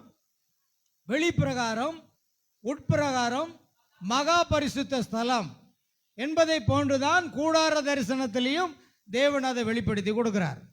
பாருங்கள், ஆகையால் தேவன் மனிதனை சந்திக்கக்கூடிய ஒரு இடம்தான் அது. தேவன் மனிதனை சந்திக்கக்கூடிய இடமாக முதலாவது என்ன இருந்தது தெரியுமா? கர்த்தருடைய உடன்படிக்கை பெட்டி தான். கர்த்தருடைய உடன்படிக்கை பெட்டியிலே தேவனுடைய வார்த்தையாகிய கற்பலகைகள் இருந்தது. ஆரோனினுடைய தளிர்த்த கோல் இருந்தது. மன்னா வைக்கப்பட்ட பொற்பாத்திரம் இருந்தது. கர்த்தர் சொன்னார், நான் அங்கே உங்களை சந்திப்பேன் சொன்னார். ஜனங்களை சந்திக்கக்கூடிய ஒரு இடம்தான் பழைய ஏற்பாட்டில் உடன்படிக்கப்பட்டு. ஆனால் ஆவிக்குரிய ரீதியாக ஜனங்களை தேவன் சந்திக்கிற ஒரு இடமாக உடன்படிக்கையின் தூதனாக இறங்கி வந்தவர் கர்த்தராக இயேசு கிறிஸ்து. அல்லேலூயா. அந்த 3 பிரகாரங்களையும் நாம் அங்கு காண முடியும். கர்த்தருக்கு மகிமை உண்டாகும். ஆகையால் அதுபோலவே இங்கு ஊழியத்தின் 3 தூண்டுதல்களை குறிக்கிறது. தரிசனத்தில் அந்த அக்னி ஸ்தம்பம் அந்த சிறிய சதுர அறைக்குள் நுழைகிறது. பாருங்க, அந்த சிறியதான அந்த சதுர அறை, அந்த வெளிப்பிரகாரம், உட்பிரகாரம், மகா பரிசுத்தம், அந்த சிறிய அறையில் அந்த அக்னி ஸ்தம்பமானது சுழன்று அங்கே நுழைகிறது. அல்லேலூயா. மற்றும் தூதன், நான் உன்னை அங்கே சந்திக்கிறேன் என்றார். இது சரியாக நிறைவேற்றப்பட்டது. ஏனெனில் 1963 மார்ச்சில், ஆமென், சகோதரர் பிரணாமுக்கு 7 முத்திரைகள் வெளிப்படுத்தப்பட்ட போது, பாருங்கள் எத்தனை முத்திரைகள் வெளிப்படுத்தப்பட்டது? 7 முத்திரைகள். அவர் தனது முழு நேரத்தையும் ஒரு சிறிய அறையில் கழித்ததாகும். பாருங்க, அந்த 7 முத்திரைகளை வெளிப்படுத்துறதுக்கு தன்னுடைய முழு நேரத்தையும் எந்த சொந்த அலுவல்களை கூட செய்யல. ஆமென், அல்லேலூயா. எந்த சொந்த வேலைகளையும் செய்யல, அலுவல்களையும் செய்யல. முழு நேரமும் ஒரு அறைக்குள் இருந்து கொண்டு ஒரே ஒரு சிறிய பல்பை மாத்திரம் எரியவிட்டு அங்கு தேவ சமூகத்திலே அவர் காத்திருந்தார். கர்த்தருக்கு காத்திருக்கிறவர்களோ புது பலன் அடைந்து கழுகளை போல செட்டை எடுத்து எழுமார். அவர்கள் ஓடினாலும் களைப்படையார்கள், நடந்தாலும் சோர்வடையார்கள். அந்த இடத்துக்கு நம்ம பரிசுத்த ஆவியுடைய அபிஷேகம் நமக்குள்ள வரணும். பாருங்கள், கிட்டத்தட்ட 15 நாட்களுக்கு மேலாக கடுமையான வேலைகள். ஆனால் இன்றைக்கு உங்கள் மத்தியில் தேவனுடைய வார்த்தையை பிரசங்கிப்பதற்கு தேவன் பலப்படுத்தி கொண்டிருக்கிறாரா? என்று பிரயாணம் போகணும் கோயம்புத்தூருக்கு, அப்புறம் எங்கெல்லாம சுற்றி பலபடி வரணும், அடுத்து காரைக்கால் பிரயாணம் பண்ணணும். அல்லேலூயா. ஓ, இந்த சரீரம் எதுக்கு தான் ஆகும்னு நினைக்கிறீங்க? ஆனால் தேவன் நமக்குள் இருக்கிறார். உலகத்தில் இருக்கிறவனிலும் உங்களில் இருக்கிறவர் பெரியவர். நாங்கள் யாரையும் எதிர்பார்க்க மாட்டேன். எந்த விசுவாசியா வந்து உதவி செய்வாங்களா? எதிர்பார்க்கவே மாட்டேன். எங்களுக்கு பலன் இருக்கிற வரைக்கும் நான் மனைவியும் எல்லா வேலைகளையும் செய்வோம் அல்ல, செய்து கொண்டு இருக்கிறோம். உங்களை எதிர்பார்ப்பேன், பாஸ்டர் என்ன கூப்பிடலையா, ஒரு வார்த்தை சொல்லியிருந்தால, ஒரு வார்த்தை நான் ஒரு நாளும் சொல்ல மாட்டேன். கர்த்தருடைய ஊழியத்தை செய்யறதுக்கு உங்களை எதுக்கு கூப்பிடணும்? உங்களுக்கு அக்கறை இருந்தா, இது தேவனுடைய வீடுங்கிறது அக்கறை இருந்தா நீங்க வந்து செய்யணும். 2 வாரமா பெயிண்டிங் வேலை நடக்க எவ்வளவு வேலைகள் இருக்கும். நம்ம ஒரு நாள் போய் ஏதாவது ஒரு சின்ன வேலைகளை செய்யலாமே. ஏதாவது எண்ணம் உங்களுக்கு இருக்கிறதா? இல்லை என்றாலும் நான் அதை குறித்து கவலைப்பட மாட்டேன். கர்த்தர் எனக்கும் என் மனைவிக்கும் நல்ல பலத்தை கொடுத்திருக்கிறார். அல்லேலூயா. நாங்கள் ஓடிக்கொண்டே இருப்போம், எடுத்துக்கொள்ளப்படுதல் வரைக்கும் எலியாவை போல ஓடிக்கொண்டு இருப்போம். அல்லேலூயா. அதனால் எந்த வேலையும் செய்கிறதுக்கு நேற்று ஜெயராணி வந்தா, 2 வாரமாக ஆளை காணோம். நேற்று மதுவாக வந்தா. என் மனைவி சொன்னா, எல்லா வேலையும் முடிச்சிட்டோம்மா, உனக்கு வேலையே இல்லை, நீ ஞாயிற்றுக்கிழமையும் வந்திருக்கலாமா, ஏன் இன்னைக்கு வந்தா அப்படின்னு என் மனைவி சொன்னாங்க. உண்மை தானே? அவ்வளோ வேலை இருந்தது. வீட்டு சாமான் வெளியே எடுத்த உள்ள வைக்க, சர்ச்சை சாமான் வெளியே எடுக்க உள்ள எடுக்க, அவளை சுத்தம் பண்ண, எவ்வளோ வேலைகளை நாங்கள் செய்தோம். அன்னைக்கு வரல, நேற்று வந்தோடனே என் மனைவி சொல்லிட்டாங்க, வேலை இல்லாமல் உனக்கு. ஆமேன். நீ இன்னைக்கு வந்திருக்கவே வேண்டாமே, நாளைக்கு 6:30 வந்திருந்தா போதுமே அப்படின்னு சொல்லி என் மனைவி சொன்னான். அல்லேலூயா. அது உண்மைதானே? வேலை இருக்கும்போது வராமல் வேலை இல்லாத நேரத்தில் நீங்கள் வந்து என்ன செய்ய போறீங்க? ஒரு பிரயோஜனம் இல்லை. அல்லேலூயா. இது கர்த்தருடைய வீடு, அந்த எண்ணம் உங்களுக்கு இருக்கணும். பாஸ்டருக்காக நீங்க யாருமே வேலை செய்ய வேண்டாம். ஆமென். இது கர்த்தருடைய வீடு. கர்த்தருக்காக நீங்க ஊழியம் செய்தால், ஒருவன் எனக்கு ஊழியம் செய்தால் அவன் பிதாவானவர் அவனை கனப்படுத்துவார். அது உங்க மனசுல இருக்கட்டும். எனக்காக எந்த வேலையும் செய்ய வேண்டாம். அல்லேலூயா. நான் மரித்து போனா, ஒருவேளை எடுத்துக்கொள்ளப்படுதலுக்கு முன்பாக மரித்து போனா எனக்காக துக்கம் கொண்டாடாண்டா, அழ வேண்டாம். இன்றைக்கு உதவி செய்தவங்க நாளைக்கு வந்து பாஸ்டர் ஐயா அழவே அழாத. நான் கஷ்டப்பட்டு இருக்கும்போது எனக்கு உதவி செய்யாம பாஸ்டர் ஐயாவா, கிட்ட வராதிங்க, செல்லப்பட்டேன். ஆமென். 15 நாட்களுக்கு மேலாக நான் உருண்டு பரண்டு எவ்வளவு கஷ்டங்களை அனுபவித்து வேலைகளை செய்து கொண்டிருக்கிறோம் தெரியுமா? அல்லேலூயா. ஆனால் என்னோடு பரிசுத்த ஆவியானவர் மாத்திரம் இல்லை என்றால் நான் எப்பொழுதே விழுந்து போயிருப்பேன், நொறுங்கி போயிருப்பேன். நேற்று இரவு 8 மணி வரைக்கும் எனக்கு வேலை இருந்தது. அல்லேலூயா. கிட்டத்தட்ட ஓரளவு எல்லா வேலைகளையும் முடித்து விட்டோம். ஆமென். தேவனுக்கு ஊழியம் செய்யுங்க, நல் மனசாட்சியோட கர்த்தருக்கு ஊழியம் செய்யுங்கள் வசனம் சொல்லுது. ஆமென். ஆகையால் ஒவ்வொரு நாளும் அந்த அறையிலே அவர் என்ன செய்தார்? சிறிய அறையிலே அவர் கழித்தார். தேவனுடைய வார்த்தையை பெற்றுக்கொள்வதற்காக. நாங்கள் அதுதான் பல மணி நேரம் தேவனுடைய வார்த்தையை பெற்றுக்கொண்டு உங்கள் மத்தியில் அதை பிரசங்கணும். அதுக்காக பிடிஎஃப் எல்லாம் தயார் பண்ணி லேப்டாப்ல உங்களுக்கு கொண்டு வர்றோம். இந்த செய்தி நம்ம சபைக்கு இல்லைங்க, உலகம் முழுவதும் போகிறது. இங்க நேரடி ஒளிபரப்பு செய்யப்படுகிறது. உலகம் முழுவதும் இருக்கிற மலேசியாவில் இன்றைக்கு இந்த செய்தியானது பெரிய ஒரு எழுப்புதலை கொண்டு வந்து கொண்டிருக்கிறது. மலேசியா நாட்டில் ஆஸ்திரேலியாவில் இருந்து ஒரு சகோதரி பேசினாங்க. அல்லேலூயா. அவருடைய கணவர் பெந்தகோஸ்தே. 1/2 மணி நேரம் அவரோடு பேசினேன். அவருக்கு சத்தியங்களை வெளிப்படுத்தி கொடுத்தேன். இலங்கையில் ஒரு சகோதரி கேட்டுக்கிட்டு இருக்கிறாங்க. இப்படி எங்க இடத்துக்கு போனாலும் மலேசியாவில் இன்னும் அநேக இடங்களில் இந்த செய்தி போய்கொண்டே இருக்கிறது. பிரியமான, இது என்னுடைய செய்தி அல்ல, 7ஆம் தூதனுடைய செய்தி, பரலோக மணவாளனுடைய செய்தி. ஹல்லேலூயா. ஆகையால் ஒவ்வொரு நாளும் அந்த அக்கினி ஸ்தம்பமானது அந்த அறையில் அவருக்கு தோன்றி அங்கு ஒவ்வொரு முத்திரைகளையும் திறந்தது. ஒவ்வொரு முத்திரைகளையும் அந்த அறையில் இருந்தபடி சிறையில் உள்ள ஆத்மாக்கள், காவலில் உள்ள ஆத்மாக்கள் என்ற செய்தியில அதை குறித்து வாசிக்க முடியும். அல்லேலூயா. ஆகையால் அந்த கூடார தரிசனத்தில் ஒரு வரிசை மக்கள் அந்த சிறிய அறைக்குள் சென்று மறுபுறம் குணமடைந்து உற்சாகமாக வெளியே வந்தார்கள். அல்லேலூயா. ஒரு கூடாரம் இருக்கிறது, அந்த கூடாரத்துக்குள்ள வியாதிஸ்தர்கள் எல்லாம் உள்ள போறாங்க. இன்னொரு பாகத்தின் வழியா வருவாங்க. அத்தனை பேரும் சுகமடைந்தார்கள். இயேசு கிறிஸ்துவாகி அந்த கூடாரத்துக்குள் நுழைவீர்களானால் நீங்கள் சுகமடைவீர்கள், நீங்கள் ஆசீர்வதிக்கப்படுவீர்கள், நீங்கள் உயர்த்தப்படுவீர்கள். ஹல்லேலூயா. ஆண்டவருக்கு மகிமை உண்டாகட்டும். அப்படியாக அவர்கள் வெளியே வந்தார்கள். அங்கு என்ன நடந்தது என்று கேட்க அவர்கள் எனக்கு தெரியாது என்று அவர்கள் பதிலளித்தார்கள். இந்த மக்கள் இயேசு கிறிஸ்துவின் உண்மையான மணவாட்டி என்று நான் நம்புகிறேன். அந்த உண்மையான மணவாட்டி அந்த கூடாரத்துக்குள் பிரவேசிப்பார்கள். கர்த்தரின் நாமம் பலத்த துருகம், நீதிமான் அதற்குள் ஓடி சுகமாயிருப்பான். அல்லேலூயா. உங்களுக்கு சோர்வுகள் வராது, அசைதிகள் வராது, 6 நேரத்தில் தூக்கம் வராது. கண்ணை மூட மாட்டீங்க. கண்ணை மூடிட்டா சம்திங் இஸ் ராங். அல்லேலூயா. பாருங்கள் பிரியமானவர்களே, ஆகையால் அந்த 7 முத்திரைகள் பாருங்கள், அது உண்மையான மணவாட்டி. சகோதரன் பிரணாம் பெற்ற 7 முத்திரைகளின் அந்த வெளிப்பாட்டை பெறுகிறார்கள். பாருங்கள், யார் பெறுகிறா? மணவாட்டிக்கு தான். மணவாட்டிக்கு மட்டும்தான் 7 முத்திரைகளுடைய அந்த வெளிப்பாடு. அவர்கள் தான் அதை பெற்றுக்கொள்ள முடியும். ஸ்தாபனத்தார் அல்ல, அவர்களுக்கு அதை குறித்து ஒன்றுமே தெரியாது. ஆமென். ஆகையால் அதே மூலத்திலிருந்து இயேசு கிறிஸ்துவனுடைய அந்த இருப்பை நாம் பார்க்கிறோம். ஆகையால் பின்னர் அவர் என்னை அங்கிருந்து அழைத்து சென்றார். நான் ஒரு பெரிய கூடாரத்தை கண்டேன். இப்படி ஒரு கூடாரத்தை நான் பார்த்ததே இல்லை. நான் பார்த்து ஒரு மனிதன் எழுந்து பிரார்த்தனை லைனை கூப்பிடு என்று சொன்னதை கேட்டேன். மக்கள் இந்த பக்கத்தில் வரிசையாக நிற்க தொடங்கினார்கள்.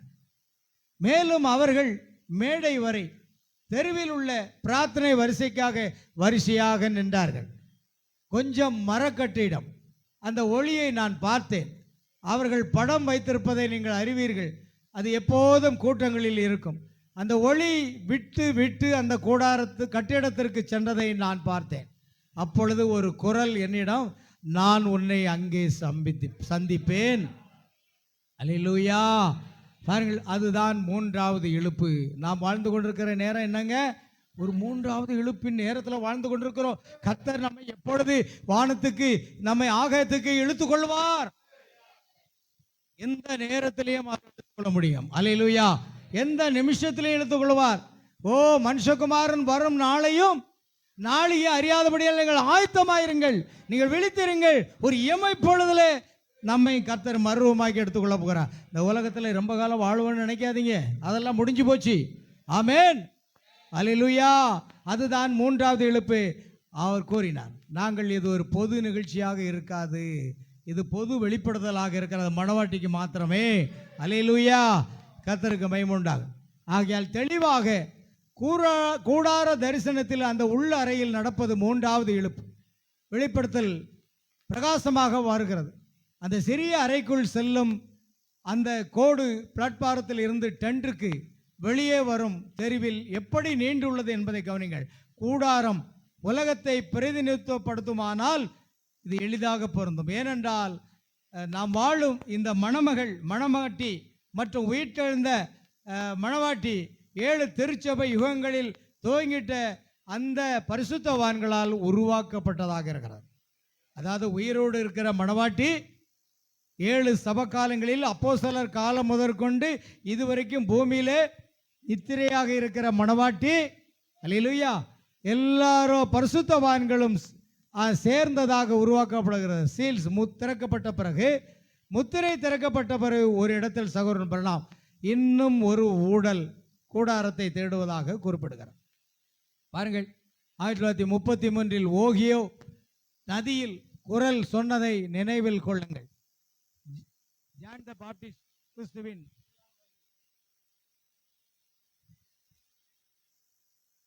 அல்லேலூயா கிறிஸ்துவனுடைய முதலாம் வருகை, யோவான் ஸ்நானகன் கிறிஸ்துவின் முதலாம் வருகை முன்னறிவித்தது போல நீங்கள் அவருடைய 2ஆம் வருகை முன்னறிப்பீர்கள். வகை உண்மையாக உள்ளது. யோவான் ஸ்நானகன் தெய்வீக உத்வேகத்தின் கீழ் அறிவித்தார், இதோ உலகின் பாவங்களை சுமக்கும் தேவனுடைய ஆட்டுக்குட்டி என்று பேசிவிட்டு இயேசுவிடம், நீங்கள் வருவதற்கு நீர்தானா அல்லது வேறொரு வர காத்திருக்க வேண்டுமா என்று ஆள் அனுப்பினான். பாருங்க, நல்ல கவனிங்க. இவர் உலகத்தின் பாவங்களை சுமந்து இருக்கிற தேவ ஆட்டுக்குட்டி என்று சொன்னது யோவான் ஸ்நானகன் தான். ஆனால் அவருடைய கண்கள் மண்க தொடங்கும் போது, வருகிறவர் நீர்தானா அல்லது வேறொருவர் வர காத்திருக்க வேண்டுமா என்று கேட்கிறார். காரணம், அவருடைய ஊழியம் அங்கு முடிவடைய போகிறது. அல்லேலூயா. எனக்கு அருமையானவர்களே, ஒவ்வொரு தீர்க்கதரிசியினுடைய எழுப்புதல் ஊழியம் 3½ ஆண்டுகளே நீடிக்கிறது. இயேசு கிறிஸ்து 30வது வயதிலே ஞானஸ்நானம் எடுத்தார். 33½ வயதாகும் பொழுது அவர் சிலுவையில் அறையப்பட்டார். 3½ ஆண்டுகளிலே ஒரு பெரிய எழுப்புதல் உண்டாகிறது. ஆமென். ஆகியா அந்த 7 முத்திரைகளை பற்றி என் வாழ்க்கையில் எப்பொழுதாவது நான் உத்வேகம் பெற்ற எதையும் நான் பிரசங்கித்திருந்தால் அதுதான் சிறையில் உள்ள ஆத்மாக்கள், காவலில் உள்ள ஆத்மாக்கள். 7 முத்திரைகள் நேரடியாக தேவனுடைய வார்த்தையாக இருக்காது. ஏழாவது முத்திரை கர்த்தருடைய வருகை. இப்பொழுது எட்டாவது காரியத்தை நாம் தியானிக்க போகிறோம். பாருங்கள், நாம் முடிக்கக்கூடிய நேரம் வந்துவிட்டது.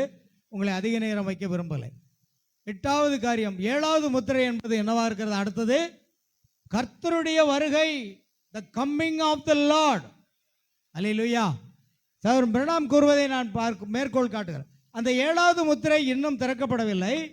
உங்களுக்கு தெரியும், அது அவருடைய வருகை. அது எக்கால பண்டிகை என்ற செய்தியிலே இருக்கிறது. இங்கே உள்ள சூழலை நினைவில் கொள்க. 1940களில் ஹிட்லரால் கொல்லப்பட்ட பலிபீடத்தின் கீழ் உள்ள ஆத்மாக்களை பற்றி அவர் பேசுகிறார்.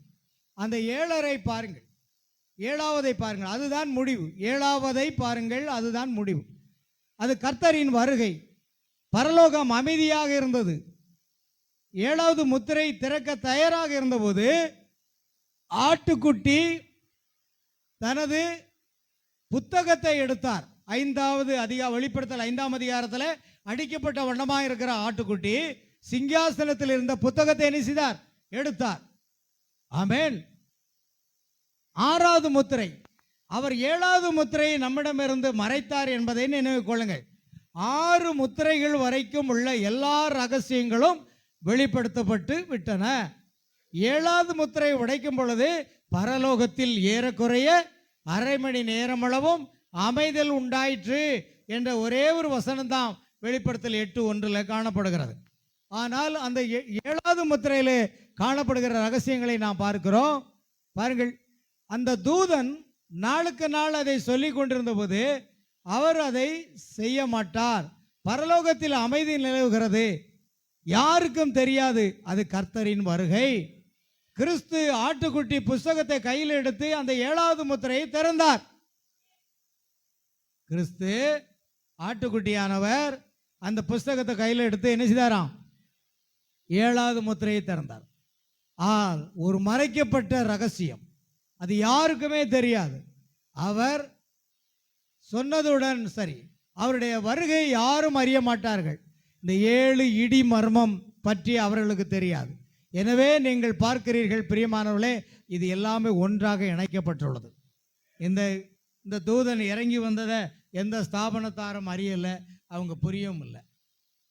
7வது முத்திரையை பற்றி அவர்களுக்கு ஒன்றும் தெரியாது. மணவாட்டிக்கு மாத்திரமே அது வெளிப்படுத்தப்படுகிறது. அல்லேலூயா.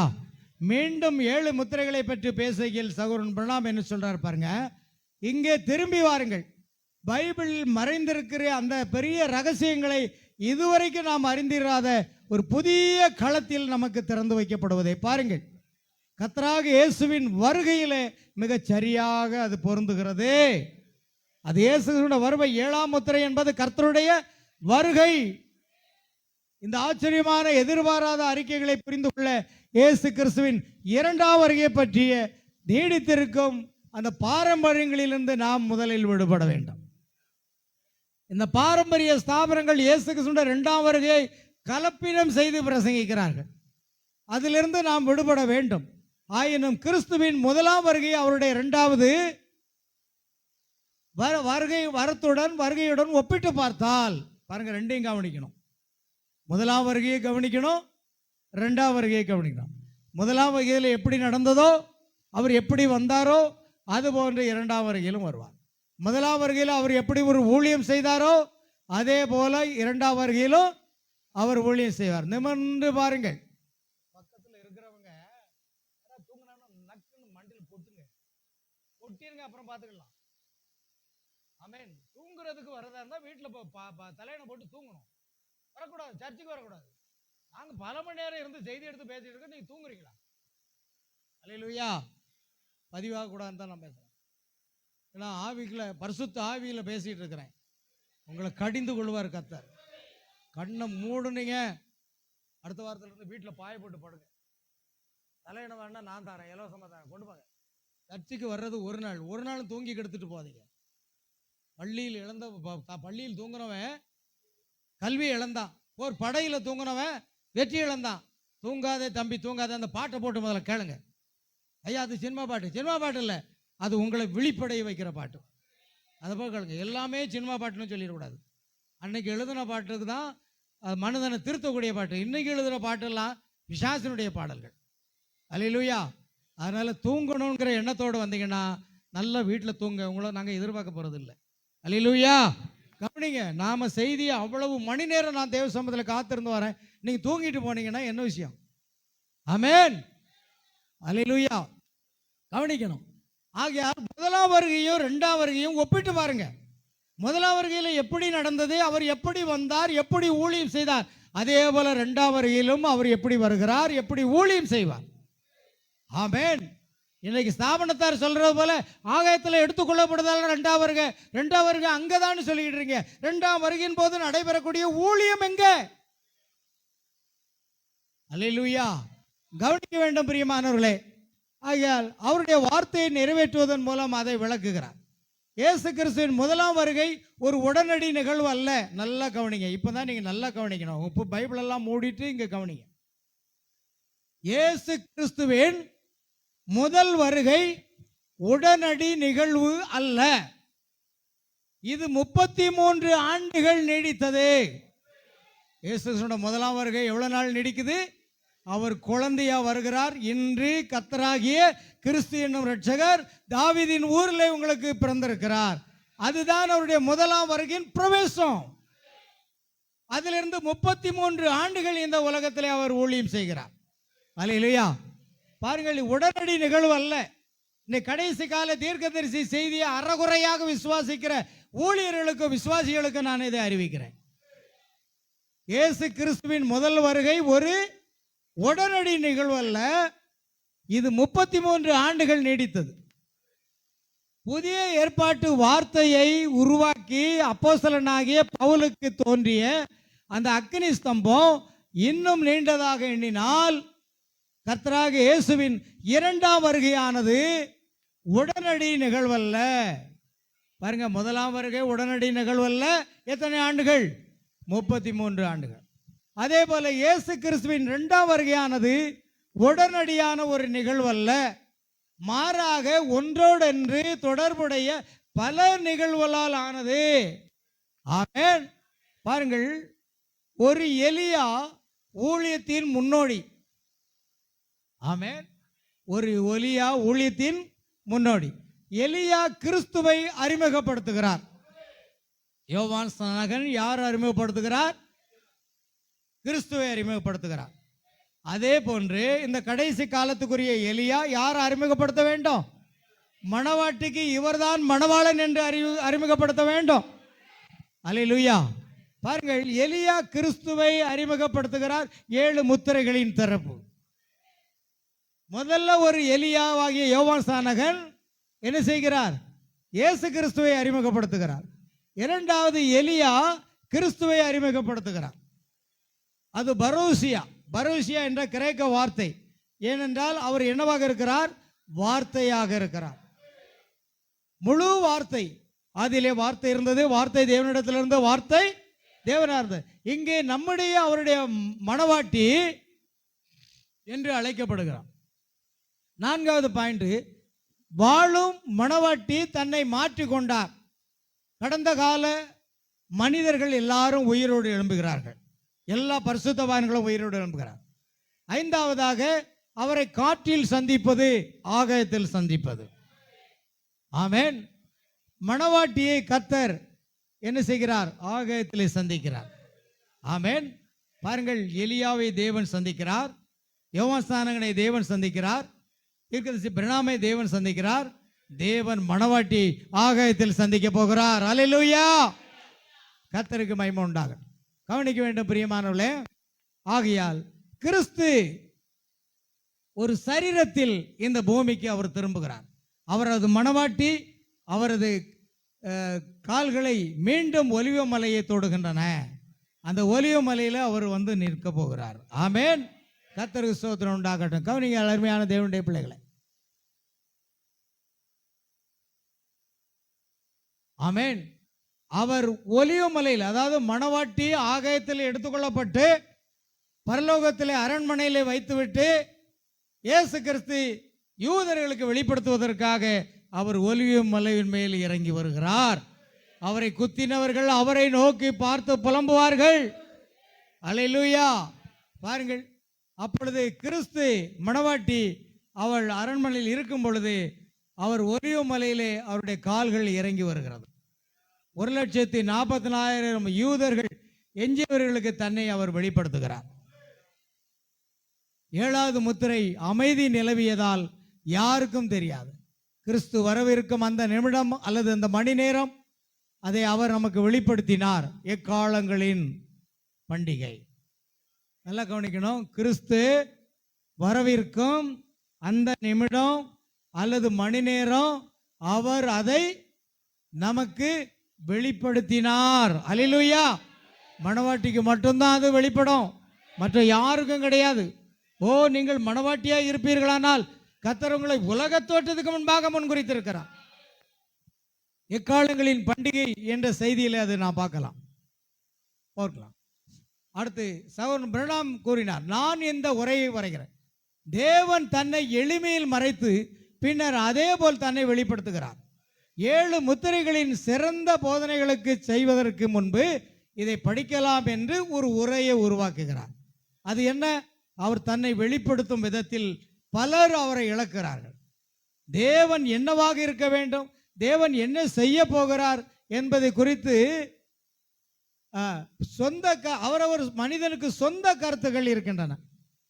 தேவன் மனிதன் இன்னும் மனிதனாகவே இருக்கிறான் என்று நான் பலமுறை அறிக்கை செய்திருக்கிறேன். மனிதன் எப்பொழுதும் தான் செய்த காரியங்களுக்காக தேவனை புகழ்ந்து பேசுகிறான். அவன் என்ன செய்வான் என்று எப்போதும் எதிர்பார்த்து கொண்டிருக்கிறான். ஆமென். அவன் செய்வதை புறக்கணிக்கிறான். அவர்கள் அதை இழக்கும் வழி அதுதான். அவர்கள் திரும்பி பார்க்கிறார்கள், அவர் என்ன பெரிய காரியத்தை செய்தார் என்பதை பாருங்க. ஆண்டவர் கர்த்தர் நம்ம வாழ்க்கையில் எத்தனையோ நன்மை செய்திருக்கிறாரு. ஆனாலும் என்ன ஆசீர்வாதத்தை பெற்றோம், சர்ச்சுக்கு போய் என்னத்தை கண்டோம், ஆசீர்வாதத்தை பெறதுக்கு முன்னால் நீ எப்படி இருந்தாய்? நாம் அதை பார்க்கணும். 10 ஆண்டுகளுக்கு முன்பாக நாம் எப்படி வாழ்ந்தோம், 20 ஆண்டுகளுக்கு முன்பாக நாம் எப்படி வாழ்ந்தோம்? உண்ண கூட உணவு இல்லை, உடுக்க கூட உணவில்லை, இருக்க கூட இருப்பிடம் இல்லை, ஒரு அனாதையை போன்று இருந்தோமே. இப்பொழுது கர்த்தர் நாம் எவ்வளவாக ஆசீர்வதித்திருக்கிறார். அதை மறந்து ஆண்டவர் நமக்கு அப்படி என்னதான் செய்துட்டார். ஆமென். இப்படி சொல்வீர்களானால் நீங்கள் ஒரு மனித பிறவி அல்ல. அல்லேலூயா. கர்த்தர் நம் வாழ்க்கையில கொடுத்த விலையேறப்பட்ட ஆசீர்வாதம் என்ன தெரியுமா? நம்முடைய ஆத்தும ரட்சிப்பு. விலையேறப்பட்ட ஆசீர்வாதம் வீடு அல்ல, உடை அல்ல, உணவு அல்ல, சம்பாத்தியம் அல்ல, பணம் அல்ல, சொத்து அல்ல. தேவன் இந்த உலகத்திலேயே விலையேறப்பட்ட ஒரு பரிசை நம்ம கொடுத்திருக்கிறார் என்றால் அது நம்முடைய ஆத்துமா ரட்சிக்கப்பட்டிருக்கிறது. நாம் இப்பொழுது மரித்தாலும் பரலோகம் போவோம். எத்தனை ஆண்டு காலம் மரித்தாலும் பரலோகத்துக்கு போவோம். உயிரோடு இருந்தால் அவருடைய வருகையில் எடுத்துக்கொள்ளப்படுவோம். அவ்வளவு பெரிய ஆசீர்வாதத்தை தேவன் நமக்கு கொடுத்திருக்கிறார். தேவன் தம்முடைய சொந்த குமாரனையே நமக்கு ஜீவ பலியாக ஒப்பு கொடுத்தவர். மற்ற எல்லாவற்றையும் அருளாது இருப்பது எப்படி? கொஞ்சம் பின்னால நோக்கி பாருங்க. உங்க வாழ்க்கை பின்னால எப்படி இருந்ததுன்னு பாருங்க.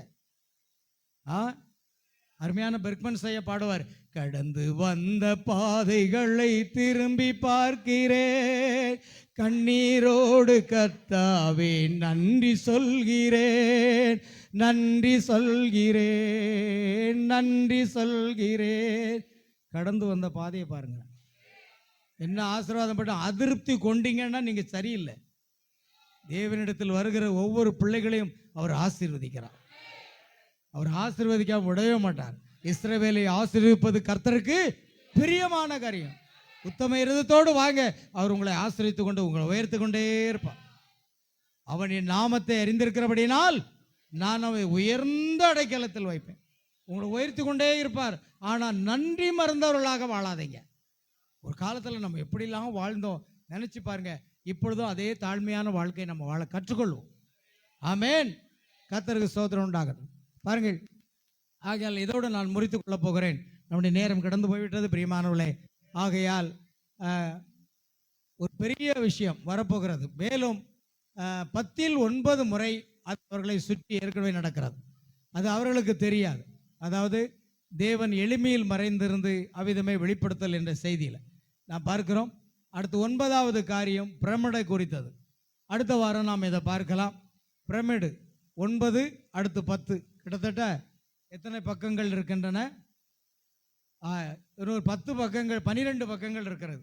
நாம் அதை முடித்து விட்டால் இன்னும் 1 மணி நேரம் நமக்கு தேவை.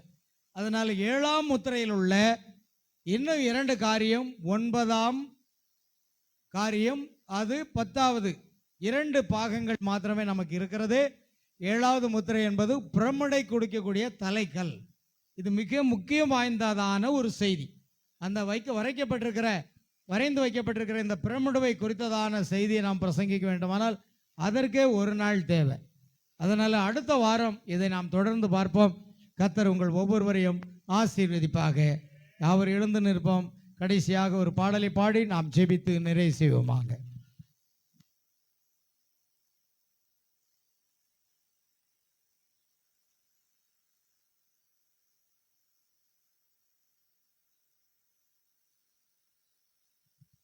கர்த்தருக்குள்ளாக எல்லாரும் மகிழ்ச்சியா இருப்பீர்கள் என்று நம்புகிறேன். ஆமேன். நம்ம எல்லாரும் பாடுவோமா? மகிழ்வோம் மகிழ்வோம் தினம் மனமகிழ்வோம் என்ற பாடலை. நீ மகிழ்ச்சியா இருங்க. ஒருவன் சந்தோஷமா இருந்தால் சங்கீதம் பாடணும். நீங்க பாடலை அப்படின்னா நீங்க சந்தோஷமா இல்லைன்னு அர்த்தம். ஏன்னா சந்தோஷம் வந்தா சங்கீதம் பாடுவான். நீங்க பாடாம உம்முன்னு இருந்துக்கிட்டு ஆமேன், உங்களுக்கு சந்தோஷமே இல்லைன்னு அர்த்தம். கர்த்தருக்குள் எப்படி இருக்கணும்? எப்பொழுதும் சந்தோஷமா இருக்கணும். ஆமேன். நாம் இந்த பாடலை பாடுவோமா? Praise the Lord Jesus. ஒரு பழைய பாடல்.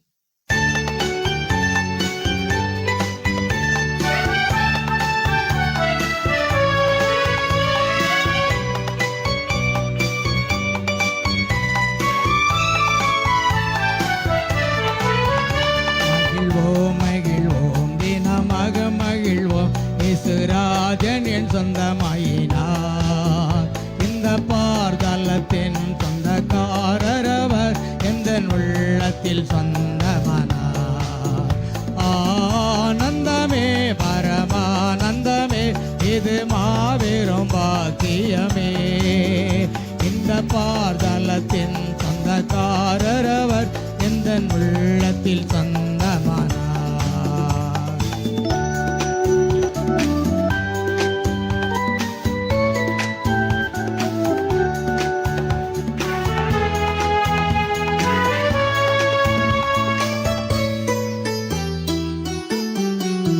சின்ன சிறு வயதில் என்னை குறித்து விட்டார், தூரம் போயினும் கண்டு கொண்டார். நமது ஜீவனை எனக்கும் அழித்து ஜீவன் பெற்றுக்கொள் என்றுரைத்தார். ஆனந்தமே பரமானந்தமே, இது மாபெரும் பாக்கியமே. இந்த பார்தலத்தின் சொந்தக்காரரவர் எந்த உள்ளத்தில் சொந்தமானார்.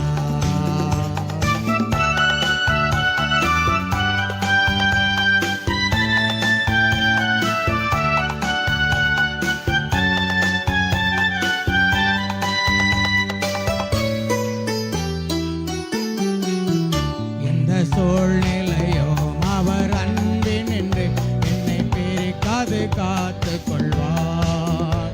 என்னை நம்பி அவர் தந்த பொறுப்பதனை அவர் வரும் வரை காத்து கொள்வேன். ஆனந்தமே பரமானந்தமே, இது மாபெரும் பாக்கியமே. இந்த பாதலத்தின் சொந்தக்காரரவர் எந்த உள்ளத்தில் சொந்தமானார்.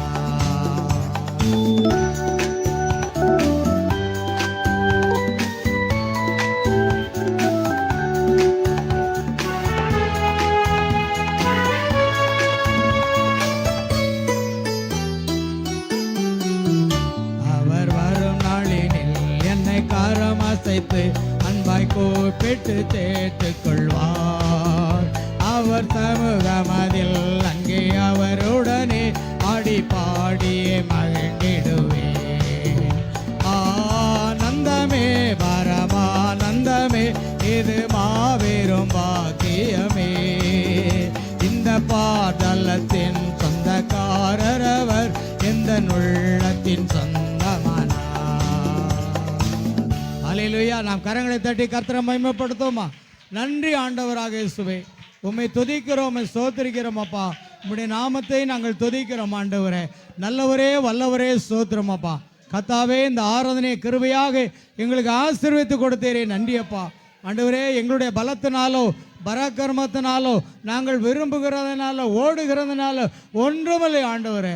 எங்கள் பரிசுத்தத்தினாலோ எங்கள் நீதியினாலோ ஒன்றுமில்லை ஆண்டவரே. உலக தோற்றத்துக்கு முன்பாக நீர் எங்களை முன்குறித்தீர் ஆண்டவரே. எங்களை அழைத்தீர் ஆண்டவரே. எங்களை நீதிமான்களாக்கினீர் ஆண்டவரே. எங்களை மகிமைப்படுத்த போகிறீரப்பா. எல்லாமே உம்முடைய கிருபை, எல்லாமே உம்முடைய கிருபை, எல்லாமே உம்முடைய அநாதி தீர்மானம் ஆண்டவரே. கர்த்தாவே, எங்களை தெரிந்து கொள்வதற்கு எங்களிடத்தில் எந்த நன்மையும் இல்லை, எந்த பரிசுத்தமும் இல்லை, எந்த நீதியும் இல்லை ஆண்டவரே. ஆம் கர்த்தாவே, ஸ்தோத்திரம் ஐயா. நீர் கிருபையாக எங்களை தெரிந்து கொண்டீரே, நன்றி செலுத்துகிறோம். இந்த ஆராதனையில் பாடின பாடல்கள், ஜெபங்கள், தேவ செய்தி அனைத்தையும் கர்த்தர் கிருபையாக ஆசீர்வதித்து கொடுத்தீரப்பா. நன்றி செலுத்துகிறோம் ஆண்டவரே. 7வது முத்திரையில் காணப்படுகிற அநேக காரியங்களை நாங்கள் தியானித்தோம் ஆண்டவரே. தொடர்ந்து கர்த்தாவே, அடுத்த வாரமும் மீண்டும் அதை தியானித்து முடிக்க கர்த்தர் கிருபை செய்ய வேண்டுமாய் செபிக்கிறோம். இந்த ஆராதனையில் கலந்து கொண்ட ஒவ்வொரு சகோதர சகோதரிகள், தேவ பிள்ளைகள், குழந்தைகள் அனைவரையும் கர்த்தர் ஆசீர்வதிப்பீராக. இந்த செய்தியை கேட்க போகிற ஒவ்வொரு தேவனுடைய பிள்ளைகளும் ஆசீர்வதிக்கப்படுவார்களாக. உம்முடைய நாமம் மகிமைப்படட்டும். தொடர்ந்து இன்று இரவு நாங்கள் ஆண்டவரே பிரயாணம் கோயம்புத்தூர் பிரயாணம் செய்கிறோம் ஆண்டவரே. எங்கள் பிரயாணத்தை வாய்க்க பண்ணி பிரயாணத்தில் எல்லா வசதிகள் வாய்ப்புகளை தந்து நல்லபடியாக சென்று திரும்பி வரவும் கர்த்தர் உதவி செய்யுங்க. அங்கே நடைபெறக்கூடிய திருமண ஆராதனை தேவன் ஆசீர்வதித்து கொடுப்பீராக. சகலத்தையும் பொறுப்படுத்திக் கொள்ளும். துதி கன மகிமை யாவற்றையும் உமக்கு செலுத்துகிறோம். கர்த்தராகிய இயேசு கிறிஸ்துவினுடைய நாமத்தில் கேட்கிறோம் பிதாவே. என் ஆத்மாவே கர்த்தரை ஸ்தோத்ரி, என் முழு உள்ளமேருடைய பரிசுத்த நாமத்தை ஸ்தோத்ரி. என் ஆத்மாவே கர்த்தரை ஸ்தோத்ரி, சகல பாரங்களை மறவாதே. ஆமென். என்னுடைய கர்த்தராகிய இயேசு கிறிஸ்துவினுடைய கிருபையும் தேவனுடைய அன்பும் பரிசுத்த ஆவியினுடைய ஐக்கியமும் சந்தோஷமும் சமாதானமும் சுகமும் பலமும் ஆசீர்வாதங்களும் நம் அனைவரோடும், நம் குடும்பத்தார் அனைவரோடும், உலகத்தில் உள்ள எல்லா சகல பரிசுத்தவான்களோடும் இன்றும் என்றும் சதா காலமும் நிலைத்திருப்பதாக. ஹல்லேலூயா, ஹல்லேலூயா, பிரைஸ் தி லார்ட். கர்த்தராகிய இயேசு கிறிஸ்து உங்கள் அனைவரையும் ஆசீர்வதிப்பாராக. ஆமென், ஆமென்.